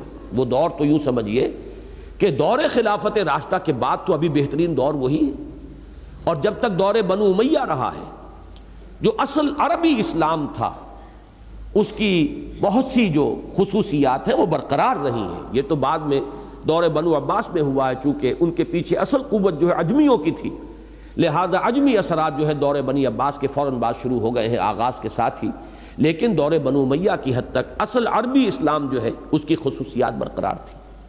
تو صرف 2 چیزوں میں خرابی پیدا ہوئی تھی، ایک یہ کہ سربراہی جو ہے مسلمان حکومت کی سربراہی بجائے اس کے کہ مسلمان اپنے مشورے سے اپنے میں سب سے اتقیٰ اور سب سے اہل آدمی کو، سب سے متقی آدمی کو منتخب کریں، انہوں نے اس کو ایک قبائلی شے بنا کر، خاندانی چیز بنا کر، یہ ایک تو انحراف یہ ہوا تھا، اس بڑی اونچائی سے اونچا مقام جو تھا اسلامی ریاست کا، ایک قدم نیچے آ گیا تھا معاملہ۔ اور دوسرے یہ کہ مسلمانوں کا بیت المال، اس کے بارے میں اب یہ تصور ختم ہو گیا تھا کہ اس کا ایک ایک پیسہ جو ہے وہ امانت ہے، خلیفہ کی کوئی ذاتی جاگیر نہیں ہے، اس کا کوئی ذاتی خزانہ نہیں ہے کہ اس کو جس طرح چاہے وہ استعمال کرے۔ یہ دو چیزیں تھیں کہ جو اس وقت تک دارالاسلام میں جو خرابیاں پیدا ہوئیں، ان دونوں کی انہوں نے کامل اصلاح کر دی۔ چنانچہ اگرچہ انہیں خلافت ملی تھی وصیت کے ذریعے سے، لیکن انہوں نے فوراً بری کر دیا کہ میں اپنی اس خلافت سے، اے مسلمانوں، تمہیں بری کرتا ہوں، اب اگر تمہاری مرضی ہو تو میں یہ بوجھ اٹھانے کو تیار ہوں، ورنہ محض اس وصیت، سابق خلیفہ کی وصیت کی بنیاد پر میں یہ ذمہ داری اٹھانے کو تیار نہیں۔ اور جب سب کی طرف یہ گویا کہ ایک طرح کا ریفرینڈم ہوا، پلیبیسائٹ ہوا کہ مسلمانوں نے تسلیم کیا کہ ہم آپ ہی کو مانتے ہیں، تب انہوں نے خلافت کا وہ بار گراں اٹھایا، اور جس تقوی اور تدین کے ساتھ اور جس احتیاط کے ساتھ وہ چراغ کا واقعہ تو آپ نے سنا ہوگا کہ رات کے وقت سرکاری کام کر رہے تھے اور بیت المال کے تیل سے وہ دیا جل رہا تھا، کوئی رشتہ دار آ گیا، اس نے کوئی ذاتی بات کرنی چاہی تو فوراً پھونک مار کر دیا بجھا دیا کہ یہ وقت جو ہے جو تم میرے ذاتی کام میں لگا رہے ہو، اس میں میں اس چراغ کی روشنی جو ہے استعمال نہیں کر سکتا جس میں جو روغن جل رہا ہے وہ بیت المال کا ہے۔ تو اس انتہا تک، اور تمام جاگیریں جتنی بھی تھیں، تمام قینچی ہاتھ میں لے کر جتنے بھی وہ وثیقے تھے اور جتنی دستاویزات تھیں سب کو ختم کر کے رکھا۔ تو یہ تھی تجدید۔ اب ظاہر بات ہے کوئی علمی فکری بات اس میں نہیں تھی، عملی اعتبار سے نظام سیاسی میں جو ایک خرابی پیدا ہو گئی تھی، الحمدللہ کہ انہوں نے پھر وہ خلافت راشدہ کا نمونہ جو ہے اس پر استوار کر دیا۔ اسی طریقے سے امام ابو حنیفہ رحمہ اللہ اور ہمارے دوسرے ائمہ محدثین یا ائمہ فقہا جو ہیں، ان کا بہت بڑا کارنامہ یہ ہے کہ انہوں نے ان علوم کو مدون کیا، لیکن فکر کی تجدید جو ہے، میں اس وقت اصل میں اس تک اپنی بات کو محدود رکھ رہا ہوں۔ اس کے تین دور ہیں جنہیں آئیڈینٹیفائی کرنا چاہیے۔ پہلا دور تھا کہ جو آج سے تقریباً 1000 سال قبل آیا ہے، یہ دور تھا جس میں کہ یونان کی منطق اور یونان کا فلسفہ عالم اسلام پر حملہ آور ہوا۔ ارسطو کی منطق کو ایسا قبول عام حاصل ہوا کہ گویا کہ اصل شے یہی ہے، اصل میزان یہی ہے، جو شے اس میں تل کر صحیح ثابت ہوگی وہ مانی جائے گی، اور جو اس منطق کی میزان میں بے وزن ہے وہ بے وزن ہو جائے گی۔ نتیجہ یہ کہ بہت بڑا ایک ہنگامہ پیدا ہو گیا، جبر و قدر کا مسئلہ اٹھ کھڑا ہوا، اور نہ معلوم کتنے مسائل، اللہ تعالیٰ کی ذات و صفات کی بحثیں اٹھ کھڑی ہوئیں، ہے صفات ذات حق، حق سے جدا یا عین ذات، امت مرحوم کی ہے کس عقیدے میں نجات، خلق قرآن کا مسئلہ اٹھ کھڑا ہوا، قرآن مخلوق ہے یا غیر مخلوق ہے، یہ تمام مسائل۔ اور یہ وہ مسائل آج ہم ان کو سنتے ہیں، مسکراتے ہیں دل کے اندر، لیکن یہ کہ اس وقت ان کا اتنا اثر ہو گیا تھا پورے عالم اسلام پر کہ لوگوں کے عقیدے جو ہے وہ مزمحل ہو رہے تھے۔ انسان مجبور محض ہے یا وہ اپنے اعمال پر پوری قدرت رکھتا ہے؟ اب یہ جبر و قدر کا مسئلہ، یہ تمام مسائل ایسے تھے کہ جس کی وجہ سے وہ منطق اور فلسفہ جو آیا، اور اسی میں پھر تعویلات شروع ہوئیں، وہی کی حقیقت کیا ہے۔ ابن سینا، فارابی، کندی، انہوں نے نئے نئے نظریے اور تخلیق کے نئے نئے نظریے، یہ سارا جو آیا ہے وبال، یہ عالم اسلام پر اور ایمان کے بنیادی عقائد کے لیے ایک بہت بڑا چیلنج تھا۔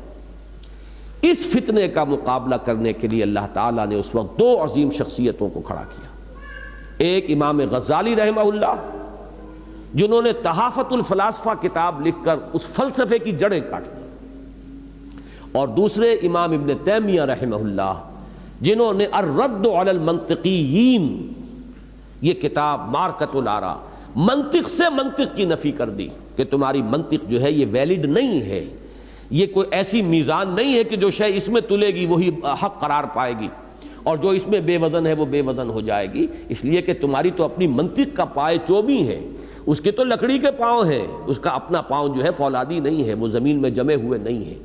تو یہ دو کام جو ہوئے ہیں اس دور میں امام غزالی اور امام ابن تیمیہ کی طرف سے، اس نے اس سیلاب کا رخ پھیرا ہے، اور پھر مسلمانوں کو ایمان کے بارے میں، عقائد کے بارے میں، اور تمام جو مسائل جو میں نے ابھی گنوائے ان کے بارے میں ایک اطمینان کا سانس لینا نصیب ہوا، اور تمکن حاصل ہوا پھر ایمان اور اسلام کو۔ دوسرا دور آیا تصوف کے راستے سے، اور تصوف کے ساتھ بھی گھلا ملا تھا فلسفہ ہماوست۔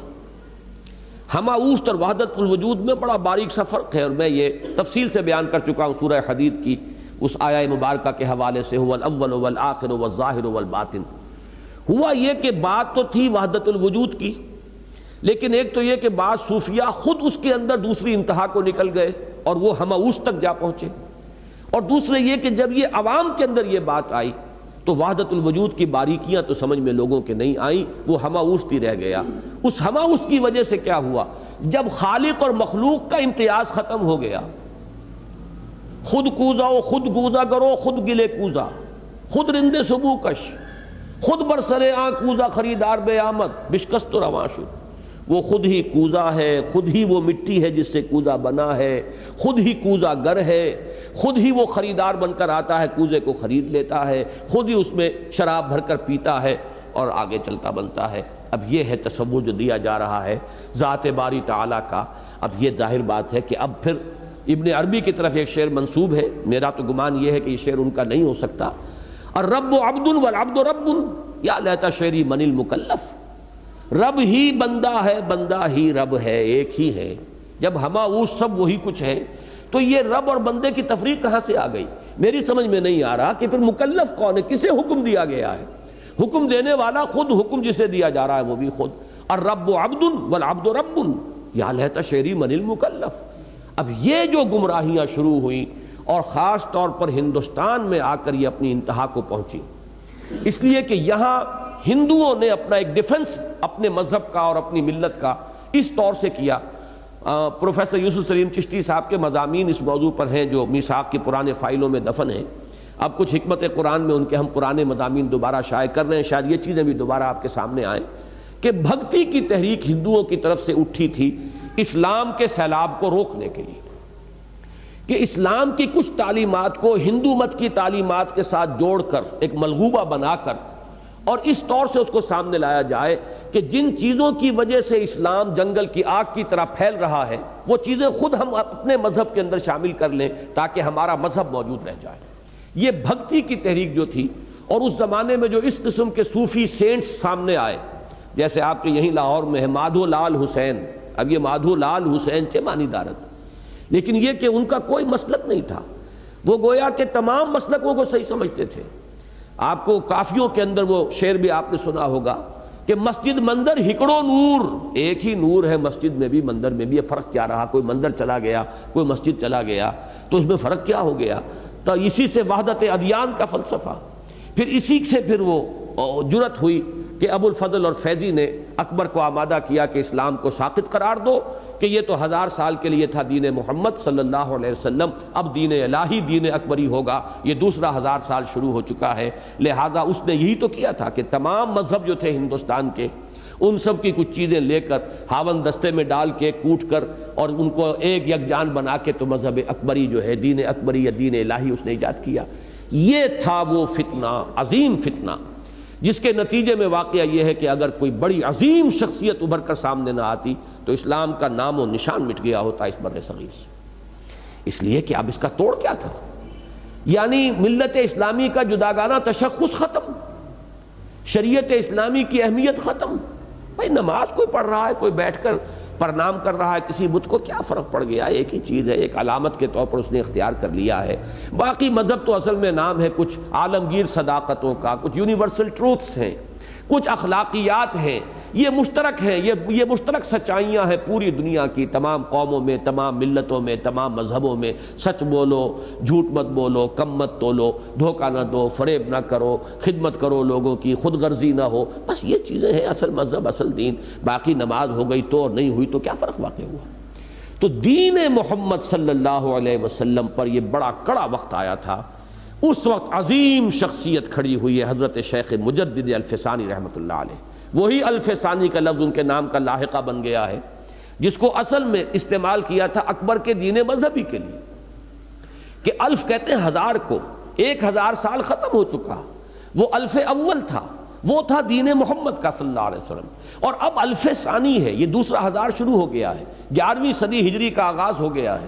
تو دوسرا 1000 سال جو اس کے لیے دین اکبری ہے، دین الہی ہے، وہی الف ثانی کا لفظ جو ہے ان کے نام کا لائقہ بن گیا، مجدد الف ثانی رحمہ اللہ۔ انہوں نے پھر وحدت الوجود کے باریک سے اس نقطے کو جو لوگوں کی گمراہی کا سبب بن رہا تھا، اس کو بدلا وحدت الشہود سے، جس میں بڑی احتیاط اور حفاظت کی بات آ گئی۔ اور در حقیقت واقعہ یہ ہے، علامہ اقبال نے جس قدر ان کی مدح کی ہے اس میں کوئی مبالغہ نہیں ہے۔ وہ ہند میں سرمایہ ملت کا نگہباں، اللہ نے بر وقت کیا جس کو خبردار۔ واقعہ یہ ہے کہ ملت کا جداگانہ تشخص ختم ہو جاتا ہے۔ اور جو لوگ کہتے ہیں کہ تحریک پاکستان کی بنیاد اس وقت پڑی، صحیح کہتے ہیں بالکل، اس لیے کہ ظاہر بات ہے مسلمانوں کا جداگانہ تشخص ہو تو پاکستان کا کوئی سوال پیدا ہو۔ اگر مسلمانوں کا تشخص ہی ختم ہو جائے، ملت اسلامی جو ہے اس کا کوئی جداگانہ آئیڈینٹی ہی باقی نہ رہے، تو پھر کاہے کا جداگانہ ملک اور کاہے کے لیے پاکستان؟ تو واقعہ یہ ہے کہ وہ ایک بہت ہی اہم مرحلہ تھا۔ اور ظاہر بات ہے کہ اس میں اب نماز روزے کی تلقین تو اور بھی بہت سے لوگ کر رہے ہوں گے اس وقت، لیکن جو اس وقت کا اصل فتنہ تھا اس کو پہچانا ہے حضرت مجدد الف ثانی رحمۃ اللہ علیہ نے، اور وہ تھا فکر کی سطح پر۔ چونکہ یہ آیا تھا سارا فتنہ تصوف کی راہ سے، لہذا انہوں نے اسی کی راہ سے، جیسے کہ ابن تیمیہ نے منطق کی آری سے منطق کو کاٹا، ایسے ہی حضرت مجدد الف ثانی رحمۃ اللہ علیہ نے تصوف کے ہتھوڑے سے اس غلط تصوف کی سرکوبی کی ہے، اور وحدت الشہود کا تصور سامنے لا کر وحدت الوجود کی نفی کی ہے۔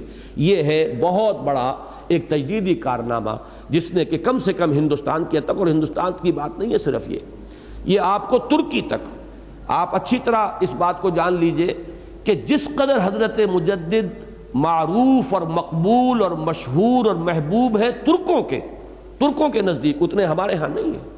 یہاں حضرت مجدد کے جاننے والے کم ہیں، لیکن آپ ترکوں کے اندر جا کر دیکھیے ان کی محبت، ان کا عشق، اور یہ سلسلہ نقشبندیہ امام شامل جو کرتے رہے جہاد، اور جو یہ بڑی بڑی تحریکیں اٹھی ہیں تمام ترکستان کے اندر، یہ سب کے سب در حقیقت حضرت مجدد الف ثانی رحمۃ اللہ علیہ کا جو سلسلہ تھا، یہ سلسلہ مجددیہ، نقشبندیہ مجددیہ، یہ اسی کا ظہور ہے کہ جو اس پوری بیلٹ میں پھیلا ہوا ہے۔ اور یہ ہے میرے نزدیک دوسرا دور، جو یہ فتنہ آیا تھا تصوف کے راستے سے، تصوف اور فلسفے کا ملا جلا فتنہ، اور اس کا راستہ روکا ہے حضرت مجدد الف ثانی رحمۃ اللہ علیہ نے۔ اب پہچانیے تیسرا دور۔ ٹائم کا کیا حساب ہے؟ آج 1.5 گھنٹہ کب ختم ہوگا؟ 8 بجے ختم ہوگا۔ تیسرا دور آیا ہے تقریباً آج سے 100 سال قبل۔ یہ دور اب آیا ہے فزیکل سائنسز کے حوالے سے۔ یہ تیسری چیز، تیسرا ٹرن ہے، اس کو سمجھ لیجئے۔ پہلا حملہ تھا منطق اور فلسفہ، فلسفہ جس کی بنیاد منطق پر تھی، ارسطو کا فلسفہ اور اس کے بنیاد پر قائم ہونے والا فلسفہ، اور یا افلاطونی نظریات۔ دوسرا دور آیا تصوف کے راستے سے، تیسرا دور آیا ہے فزیکل سائنسز کے حوالے سے، اور یہ زیادہ اس کا جو ہے ظہور ہوا ہے ہندوستان اور مصر میں، اس لیے کہ یہی 2 ملک ایسے تھے کہ جن میں تعلیم کا معاملہ، انگریزوں کی بالادستی اور اس کے نظام کے تحت انگریزی تمدن اور تہذیب اور تعلیم کا رواج ہوا ہے۔ باقی اکثر و بیشتر جگہوں پر بالواسطہ طور پر مغربی اقوام جو ہے قابض رہی ہیں، انہوں نے صرف قبضہ ہی جمایا ہے، اس طرح کا انہوں نے تمدن کے اندر اس کے رگ و پے میں سرایت کرنے کی کوشش نہیں کی ہے، جیسی کہ کلچرل ریولوشن یہاں وہ لائے ہیں کہ will you be governed by sword اور بائی پین۔ جب یہ قلم کی حکومت کا دور شروع ہوا ہے، اس کے بعد سے یہ فتنہ یہاں پیدا ہوا۔ اب اس فتنے کے 2 حصے تھے۔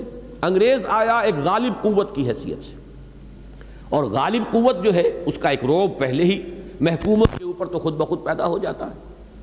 ان کے ساتھ تہذیب آئی، ایک نیا تمدن آیا، لہذا لوگوں نے اس کی نقالی بھی شروع کی۔ لیکن ان سب سے زیادہ خطرناک معاملہ یہ تھا کہ جو سائنس آئی، جو نئی ابھی ابھری تھی، نیوٹن کی فزکس، اور پھر اس کے بعد جو ڈارون کا فلسفہ ارتقاء، یہ 2 وہ خوفناک چیزیں ہیں کہ جنہوں نے اسلام کی اعتقادی بنیادوں پر حملہ کیا۔ نیوٹن کی فزکس کا معاملہ جو تھا، اس کی بنیاد کیا تھی کہ اصل شے مادہ ہے، اس کائنات کی بنیاد مادی ہے، میٹیریلزم۔ اس میٹیریلسٹک ویو جو ہے یونیورس کا، اس کے اعتبار سے اب ساری نفی ہو گئی ذات باری تعالیٰ کی بھی، بس مادہ ہی مادہ ہے، مادے کے اوصاف ہیں، مادے کی پراپرٹیز ہیں، کیمیکل فزیکل ریئیکشنز ہیں، انہی کے ذریعے سے یہ آپ سے آپ معاملہ چل رہا ہے، یہ چیز جو ہے، اور مادے کا مستقل بالذات ہونا، انڈسٹرکٹیبلٹی آف میٹر، یہ تو ہلاک ہو ہی نہیں سکتا، یہ قائم ہے، جیسے ذات باری تعالیٰ ہے کہ وہ ہمیشہ کے لیے قائم و دائم ہے، ایسے ہی مادہ ہے۔ تمام جو صفات ہیں اللہ کی، وہ اس دور میں مادے کو ایٹریبیوٹ کر دی گئی تھی کہ یہ تمام صفات مادے کے اندر موجود ہیں۔ لیکن یہ جو مادیت ہمارے ہاں آئی، اللہ کے فضل و کرم سے یہ تو بڑی شارٹ لیوڈ رہی۔ اس کی وجہ یہ ہوئی کہ بہت جلد ایک تو نظریہ اضافت آگے آئنسٹائن کا، اس نے وہ سائنس کی حتمیت اور قطعیت جو ہے اس کو ختم کر کے رکھ دیا۔ جس طرح یہ سمجھا جاتا تھا کہ سائنس کا کوئی اصول جو ہے وہ کبھی غلط ثابت ہو ہی نہیں سکتا، لاز آف موشن جو ہے نیوٹن کے، وہ تو بالکل ہمیشہ کے لیے ایک ایسی صداقت ہے کہ جس کے اندر کہیں کوئی تبدیلی آ نہیں سکتی، وہ تمام چیزیں جو ہے نظریہ اضافت نے آ کر ان کو ڈھیلا کر دیا۔ بلکہ واقعہ یہ ہے کہ سائنس کو تصوف بنا کر رکھ دیا، اب کوئی شے حتمی نہیں، کوئی شے یقینی نہیں، ہر چیز اعتباری ہے، ہر چیز ریلیٹیو ہے۔ اور نمبر دو یہ کہ میٹر خود وفات پا گیا، یہ لفظ میں جان بوجھ کر استعمال کر رہا ہوں۔ میٹر جس طریقے سے کہ مرا ہے اپنی موت، اس کا آپ میں سے ہر شخص کو اندازہ ہونا چاہیے کہ جب آپ ایٹم تک پہنچے اور ایٹم کا جگر چاک کر کے آپ نے دیکھا تو وہاں تو الیکٹرک چارجز ہیں صرف، اور کچھ بھی نہیں، پازیٹیو اور نیگیٹو چارجز، وہی ایٹم ہے، انہی کی کانگلومریشن ہے، وہ گچھا بنا ہوا ہے، ایک چیز بن گئی، وہی ایٹمز ہیں جس کا گچھا بن گیا، دوسرا منرل بن گیا، تیسرا جو ہے وہ ایلیمنٹ بن گیا، چوتھا ایلیمنٹ بن گیا، انہی کے کمپاؤنڈز بن گئے۔ تو آپ جب فائنل انالیسس میں گئے تو وہ میٹر جو ٹھوس ہوتا تھا، وہ میٹر کے جو بہت ہی ایک یعنی واقعی اور حقیقی شے تھی، اور جبکہ ایک سنویت تھی، میٹر علیحدہ انرجی علیحدہ ہے۔ اب میٹر صاحب تو ختم ہوا تو انرجی رہ گئی، پازیٹیو اور نیگیٹو چارجز ہیں، ان کے سوا کچھ بھی نہیں، پروٹونز ہیں، نیوٹرنز ہیں، الیکٹرک چارجز ہیں، کچھ بھی نہیں اس کے سوا۔ تو معلوم یہ ہوا کہ یہ تو تھا بڑا شارٹ لیوڈ حملہ، سائنس نے خود اپنا علاج کر لیا، جیسے کہ زہر کے یعنی سانپ کے زہر سے ہی اس کا جو ہے تریاق بنا لیا جاتا ہے۔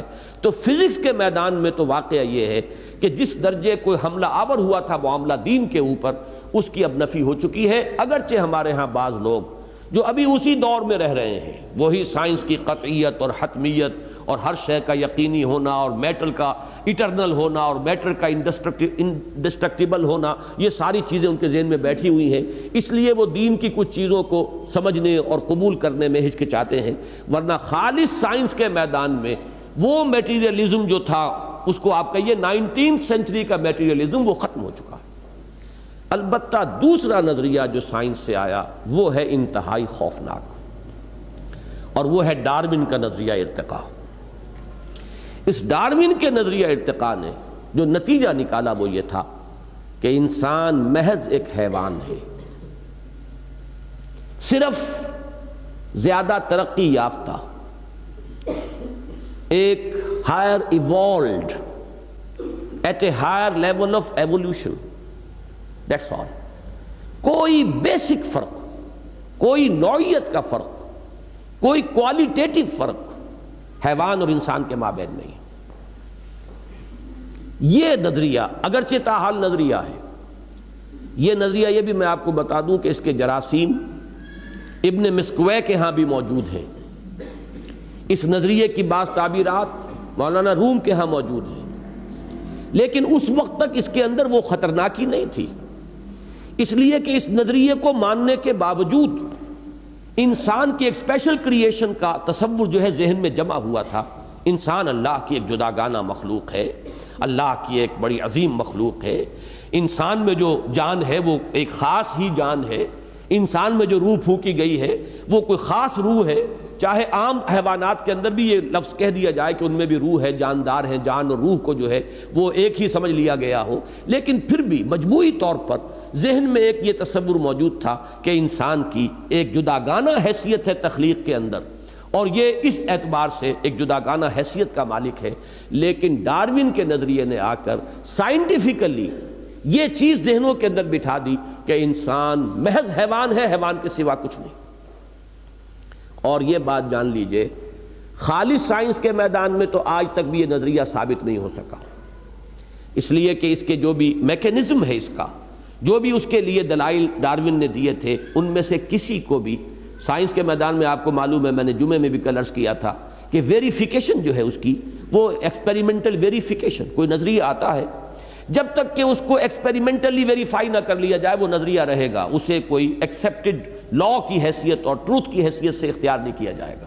خالص سائنس کے میدان میں یہ تاحال نظریہ ہے، اس کے اوپر جرح بھی بہت ہوئی ہے، لیکن جرح کا بھی یہ فائدہ نہیں ہوا کہ اس نظریے کے اثرات ختم ہو گئے ہوں۔ زیادہ سے زیادہ یہ ہوا، جیسا کہ آپ کو معلوم ہے کہ کسی مقدمے میں ایک گواہ پیش ہوتا ہے، جب جرح کی جاتی ہے تو وہ گواہ جو ہے وہ ساقط الاعتبار ہو گیا اگر وہ جرح کامیاب ہو گئی، لیکن اس سے کوئی چیز ثابت نہیں ہوتی، اس سے جو مقدمہ ہے ابھی اس کے لیے دوسرے جو اساسات ہیں اس کے اوپر معاملہ طے ہوگا۔ ایک گواہ جو ہے وہ جرح سے ساقط الاعتبار ثابت ہو گیا ہے۔ اسی طریقے سے ڈارون کے بعض دلائل اس جرح سے ساقط الاعتبار ہو چکے ہیں کہ جو اس نے اپنے نظریے کی دلیل کے طور پر پیش کیے تھے، اس کے باوجود پوری دنیا میں اس وقت تک اس کا متبادل کوئی نظریہ ایسا سامنے نہیں آیا جو کریشن آف جو تھیوری آف کریشن ہے اس کے بارے میں ذہن انسانی کو مطمئن کر سکے۔ لہذا ذہن کے اوپر جو غلبہ ہے، جو تسلط ہے، جو حکومت ہے، جو استیلاء ہے، وہ اسی ڈارون کے نظریہ ارتقاء کی۔ اور اس کا جو سب سے بڑا اثر ظاہر ہوا ہے وہ ادب میں، لٹریچر میں، ثقافت میں اور انسانوں کے اخلاق میں۔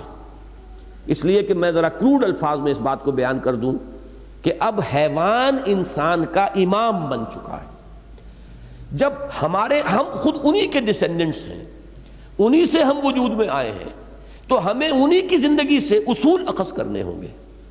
اگر حیوانات میں، اب یہ میں بہت کروڈ فارم میں بات کہہ رہا ہوں، یہ باتیں بڑے لطیف انداز میں، بڑے افسانوی انداز میں، ڈراموں کے انداز میں، یہ باتیں جو ہے خاص طور پہ فرانسیسی ادب میں آئی ہیں اور وہاں سے پھیلی ہیں دنیا میں، اور آج اسی کے آپ اثرات دیکھ رہے ہیں کہ کیا فرق ہے بہن میں اور بیوی میں، وہ بھی عورت ہے، وہ بھی عورت ہے۔ حیوانات میں تو ہم کوئی فرق و تمیز نہیں دیکھتے، ماں بیٹی بہن میں کیا فرق ہے؟ یا اور کیا ضرورت ہے کہ ایک شادی کے بندھن میں جکڑ جائے انسان؟ حیوان کو جہاں پیاس لگتی ہے، جہاں پانی ملتا ہے پی لیتا ہے۔ اسی طریقے سے جہاں اس کی وہ جنسی شہوت ابھرتی ہے، جو بھی اسے فوراً کوئی میٹ ملتا ہے اپنے نوع کا، وہ اس سے اپنی ضرورت پوری کر لیتا ہے۔ ہم نے خامخواہ اپنے اوپر یہ سماج کی پابندیاں اور یہ سماج کے بندھن، ہمارے ہاں بھی جو ترقی پسند ادب جو چلا تھا اب تو وہ مر چکا ہے اپنی موت، لیکن یہ کہ اس میں سماج کا لفظ گالی بن گیا تھا۔ یہ سماجی بندھن اور سماجی پابندیاں اور سماج کے حدود اور سماج کے قیود، یہ ہم نے خامخواہ اپنے اوپر جو ہے پابندیاں عائد کر لی ہیں، خامخواہ اپنی زندگی اجیرن کر لی ہے۔ یہ تمام چیزیں آرٹیفیشل ہیں، ان کی کوئی بنیاد نہیں ہے، اس لیے کہ جب ہم حیوان ہیں، حیوانوں میں سے ابھرے ہیں۔ اسی طرح اسی کا منطقی نتیجہ یہ ہے کہ حیوان ننگے رہتے ہیں، انہیں کوئی اپنے ننگ کا احساس نہیں۔ یہ نیوڈزم جو ہے ایک فلسفے کی حیثیت سے اس کے کلبز بن گئے۔ کیوں بن گئے؟ آدمی سوچے کہ یہ کیسے انسان کی مت ماری گئی ہے، کیسے انسان کے اندر سے یہ فطری حیا نکل گئی، کیسے اس کی جو یعنی صدیوں سے جو چلی آ رہی ہیں، ہزارہا برس سے جو اس کی عادات پختہ تھیں، وہ اس طرح کیسے اتر گئی کہ لوگ ننگے مادر ذات برہنہ جو ہے وہ گھوم رہے ہیں، اور کلبیں ہیں ان کی کہ جن کے اندر ان کا جو ہے یہ سارا اٹھنا بیٹھنا اس شکل میں ہے۔ لیکن جان لیجئے پیچھے فلسفہ ہے، پیچھے فکر ہے۔ یہ در حقیقت ٹپ آف دی آئس برگ ہے جو آپ کو نظر آ رہا ہے۔ اصل میں اس کے پیچھے جو فلسفہ ہے، اس کی جو تہ میں کار فرما جو نظریہ ہے، وہ نظریہ ارتقاء ہے ڈارون کا، جس نے ادب اور جس نے لٹریچر، اخلاق اور ثقافت، ان سب کے اندر جو ہے سرایت کر کے انسان کو، جیسا کہ میں نے عرض کیا، آج انسان کا امام حیوانوں کو بنا دیا اور حیوانوں کا متبع بنا دیا ہے انسان کو، اور انسان کو اپنی شرافت، اپنی عظمت، اپنا کوئی اعلیٰ مقام، اشرف المخلوقات ہونے کی اپنی حیثیت، مسجود ملائک ہونے کا اپنا مقام، ان سب سے خود مستعفی کر دیا ہے کہ آج کا انسان خود استعفیٰ لکھ کے دے چکا ہے۔ میرے اندر نہ کوئی عظمت ہے، نہ کوئی بلندی ہے، نہ میری کوئی اور حقیقت ہے سوائے اس میرے حیوانی وجود کے۔ یہ ضرور ہے کہ میرا حیوانی وجود ذرا ہائر سکیل آف ایولیوشن پر ہے، اس لیے کہ شمپنزی اور گوریلے اور یہ جو افریقہ کے جنگلات میں چیخیں مارتے ہوئے اور دوڑتے ہوئے پھرتے ہیں، کتنا فرق ہے ان میں اور انسان میں؟ اتنا ہی جتنا گدھے اور گھوڑے میں ہے، اس سے زیادہ فرق نہیں ہے کہ یہ ذرا گھوڑا ریفائنڈ اینیمل ہے، گدھا کورس اینیمل ہے، اسی طرح یہ گوریلے اور شمپینزیز جو ہے یہ ذرا کورس قسم کے انسان ہیں اور ہم ذرا کچھ ریفائنڈ قسم کے انسان ہیں، اس کے سوا کوئی بنیادی فرق نہیں۔ یہ ہے اس دور کا سب سے بڑا حملہ جس نے مذہب کی جڑوں کو کاٹ کر رکھ دیا ہے۔ مذہبی مذہب نہیں ہے، اخلاق کا دیوالہ نکالا، اس نے انسان کو انسانی شرف سے بالکل بیگانہ کر دیا۔ آج کے دور میں در حقیقت اس کا تریاق ہے جس کی ضرورت ہے، جو درکار ہے نوع انسانی کو، اور یہ تریاق ہے جو فراہم کیا ہے علامہ اقبال نے اپنے فلسفہ خودی سے۔ اس کا حاصل کیا ہے؟ انسان کی حقیقت یہ مادی نہیں ہے، روحانی ہے۔ انسان اصل میں اس روح ربانی کا نام ہے جو انسان کے اندر پھونکی گئی۔ یہ جو ان کا حیوانی وجود ہے، یہ یقیناً اس کے بارے میں آپ لاکھ مان لیں، کوئی حرج نہیں ہے کہ یہ ایوالڈ ہے، یہ ہائر اینیمل ہے، لیکن اصل انسان یہ ہے ہی نہیں۔ اصل انسان تو اس کی وہ انا ہے، اس کی وہ خودی ہے۔ اب علامہ اقبال نے اسے اپنے اشعار میں جس طور سے بیان کیا ہے، وہ کئی مرتبہ آپ نے یہ اشعار سنے ہوں گے، ہے ذوق تجلی بھی اسی خاک میں پنہاں، غافل تو نرا صاحب ادراک نہیں ہے۔ اب تجلی کسے کہتے ہیں؟ تجلی کا لفظ قرآن مجید میں آیا ذات باری تعالیٰ کے لیے، فلما تجلی ربہ للجبل جعلہ دکا وخر موسیٰ صاعقا۔ یہ تجلی، یہ ایک نور کی کیفیت جس میں کہ روشن ہونے کا ایک مادہ موجود ہے۔ تو یہ جو انسان کے اندر کا انسان ہے، یہ جو در حقیقت اس کا اصل انسانی وجود ہے، یہ در حقیقت یہ مادی نہیں ہے، یہ خاکی الاصل نہیں ہے ذوق تجلی بھی اسی خاک میں پنہاں۔ تمہارا یہ وجود حیوانی خاکی ہے، کوئی شک نہیں، یہ حیوان ہے، اس میں کوئی شک نہیں، یہ اسی زمین سے نکلا ہے، اس میں کوئی شک نہیں، یہ مٹی سے بنا ہے، کرسٹ آف دی ارتھ سے اس کی ساری تخلیق ہے، اس میں کوئی شک نہیں، لیکن تم صرف یہی کچھ نہیں ہو۔ تمہاری اصل حقیقت تو وہ ہے جو اس کے اندر مستور ہے، چھپی ہوئی ہے، ان مادی غلافوں میں لپٹی ہوئی ہے، اور اس میں تو ذوق تجلی ہے ذوق تجلی بھی اسی خاک میں پنہا، غافل تو نرا صاحب ادراک نہیں ہے۔ اور نقطہ نوری کے نام او خودی، زیر خاک ما شرار زندگی، میرا یہ خاکی وجود ہے لیکن اس میں ایک نقطہ نوری ہے، وہ نوری ہے در حقیقت نقطہ کہ جو میرا وجود ہے حقیقی۔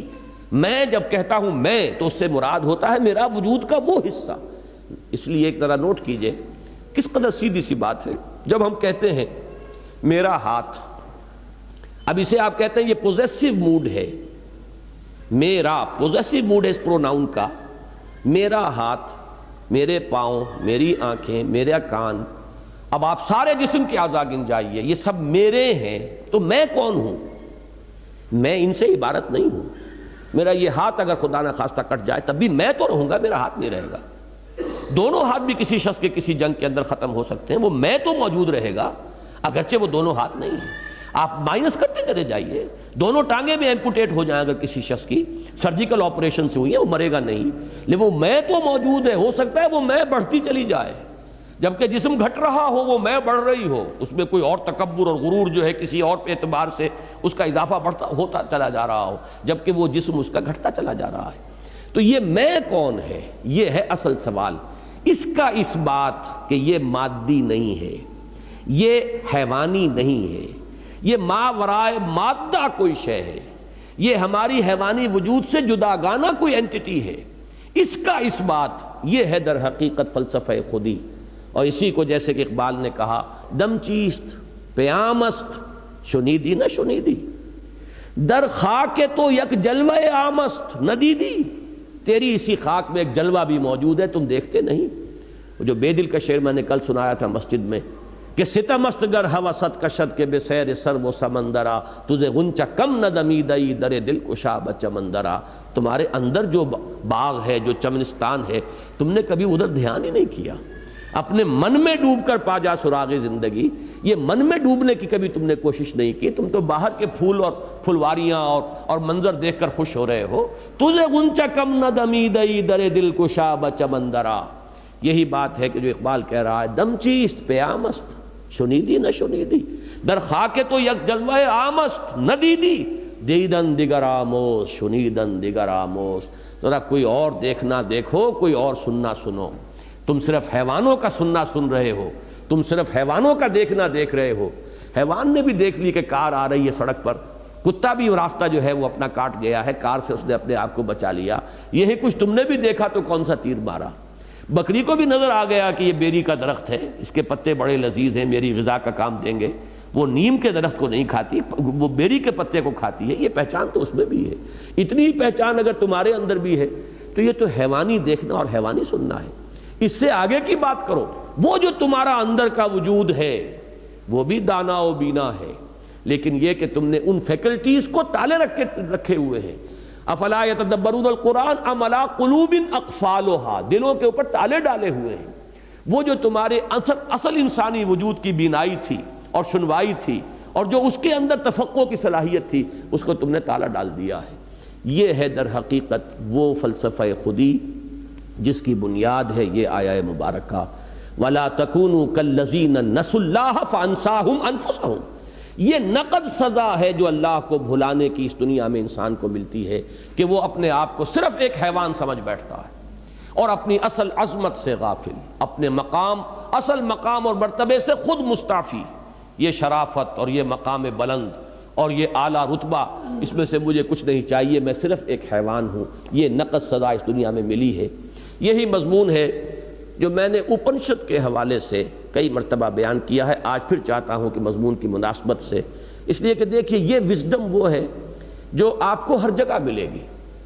دنیا میں جہاں بھی علم ہے، حکمت ہے، وہ یقیناً وحی ربانی کا کوئی نہ کوئی پرتو ہے، کوئی نہ کوئی اثرات ہیں کہ جو وہاں تک پہنچے ہیں۔ جب قرآن یہ کہتا ہے وَلِكُلِّ قَوْمٍ ہَادٍ، ہر قوم کے لیے ہم نے ہادی بھیجے، وَإِن مِّن قَرْيَةٍ إِلَّا خَلَا فِيهَا نَذِيرٌ، کوئی قریہ ایسا نہیں ہے جس میں کوئی نذیر نہ آیا ہو، اس میں نذیر آتے رہے۔ تو ہر دور میں ہر جگہ پر اب ان کی تعلیمات کو بس کر دیا گیا، اس میں بہت سی سچائیوں کے ساتھ جھوٹی باتیں بھی داخل کر دی گئی۔ اب اس کے دو چیزیں تو ہمارے سامنے موجود ہیں، عیسائیت اور یہودیت، یہ نمونے ہیں۔ اگر ان کی موجودہ تعلیمات کو دیکھیں تو باور کرنا مشکل ہو جاتا ہے کہ حضرت مسیح علیہ السلام اللہ کے نبی ہوں گے یا اللہ کے رسول ہو سکتے ہیں۔ یہ تو قرآن نے آ کے حقیقت بیان کی، تب ہمارے سامنے بات واضح ہوئی۔ تو دنیا میں یہ حکمت جہاں کہیں بھی ہے، جیسے اقبال نے اس دور کی حکمت کے بارے میں کہا ہے کہ ہر کجا بینی جہان رنگ و بو، زاں کہ از خاکش برو یا دارزو، یا ز نور مصطفیٰ اورا بہاست، یا ہنوز اندر تلاش مصطفیٰست۔ تو جس طرح اس دور میں جتنی بھی سچائیاں جو ہیں نوع انسانی نے دریافت کی ہیں، یا تو بالواسطہ وہ نبی اکرم صلی اللہ علیہ وسلم کی تعلیمات کے اثرات ہیں، یا بلا واسطہ حضور ہی سے اخذ کیے گئے۔ بالکل اسی طرح دنیا میں جہاں بھی یہ وزڈم اور حکمت جہاں کہیں بھی ملے گی، وہ در حقیقت انبیاء ہی کی تعلیم کے بچے کھچے اثرات ہیں۔ یہ البتہ ضرور ہے کہ یہ ہیرے جو ہے کہیں کیچڑ میں پڑے ہوئے مل جائیں گے آپ کو، کہیں یہ موتی جو ہے کہیں کسی گارے کے اندر لت پت آپ کو ملیں گے، لیکن جو ہیرے کا جاننے والا اور موتی کی پہچان رکھنے والا ہے، وہ کیچڑ کی وجہ سے ہیرے کو پھینک نہیں دے گا، وہ تو اس میں سے صاف کرے گا اور اس اصل حکمت کو اس میں سے لے لے گا۔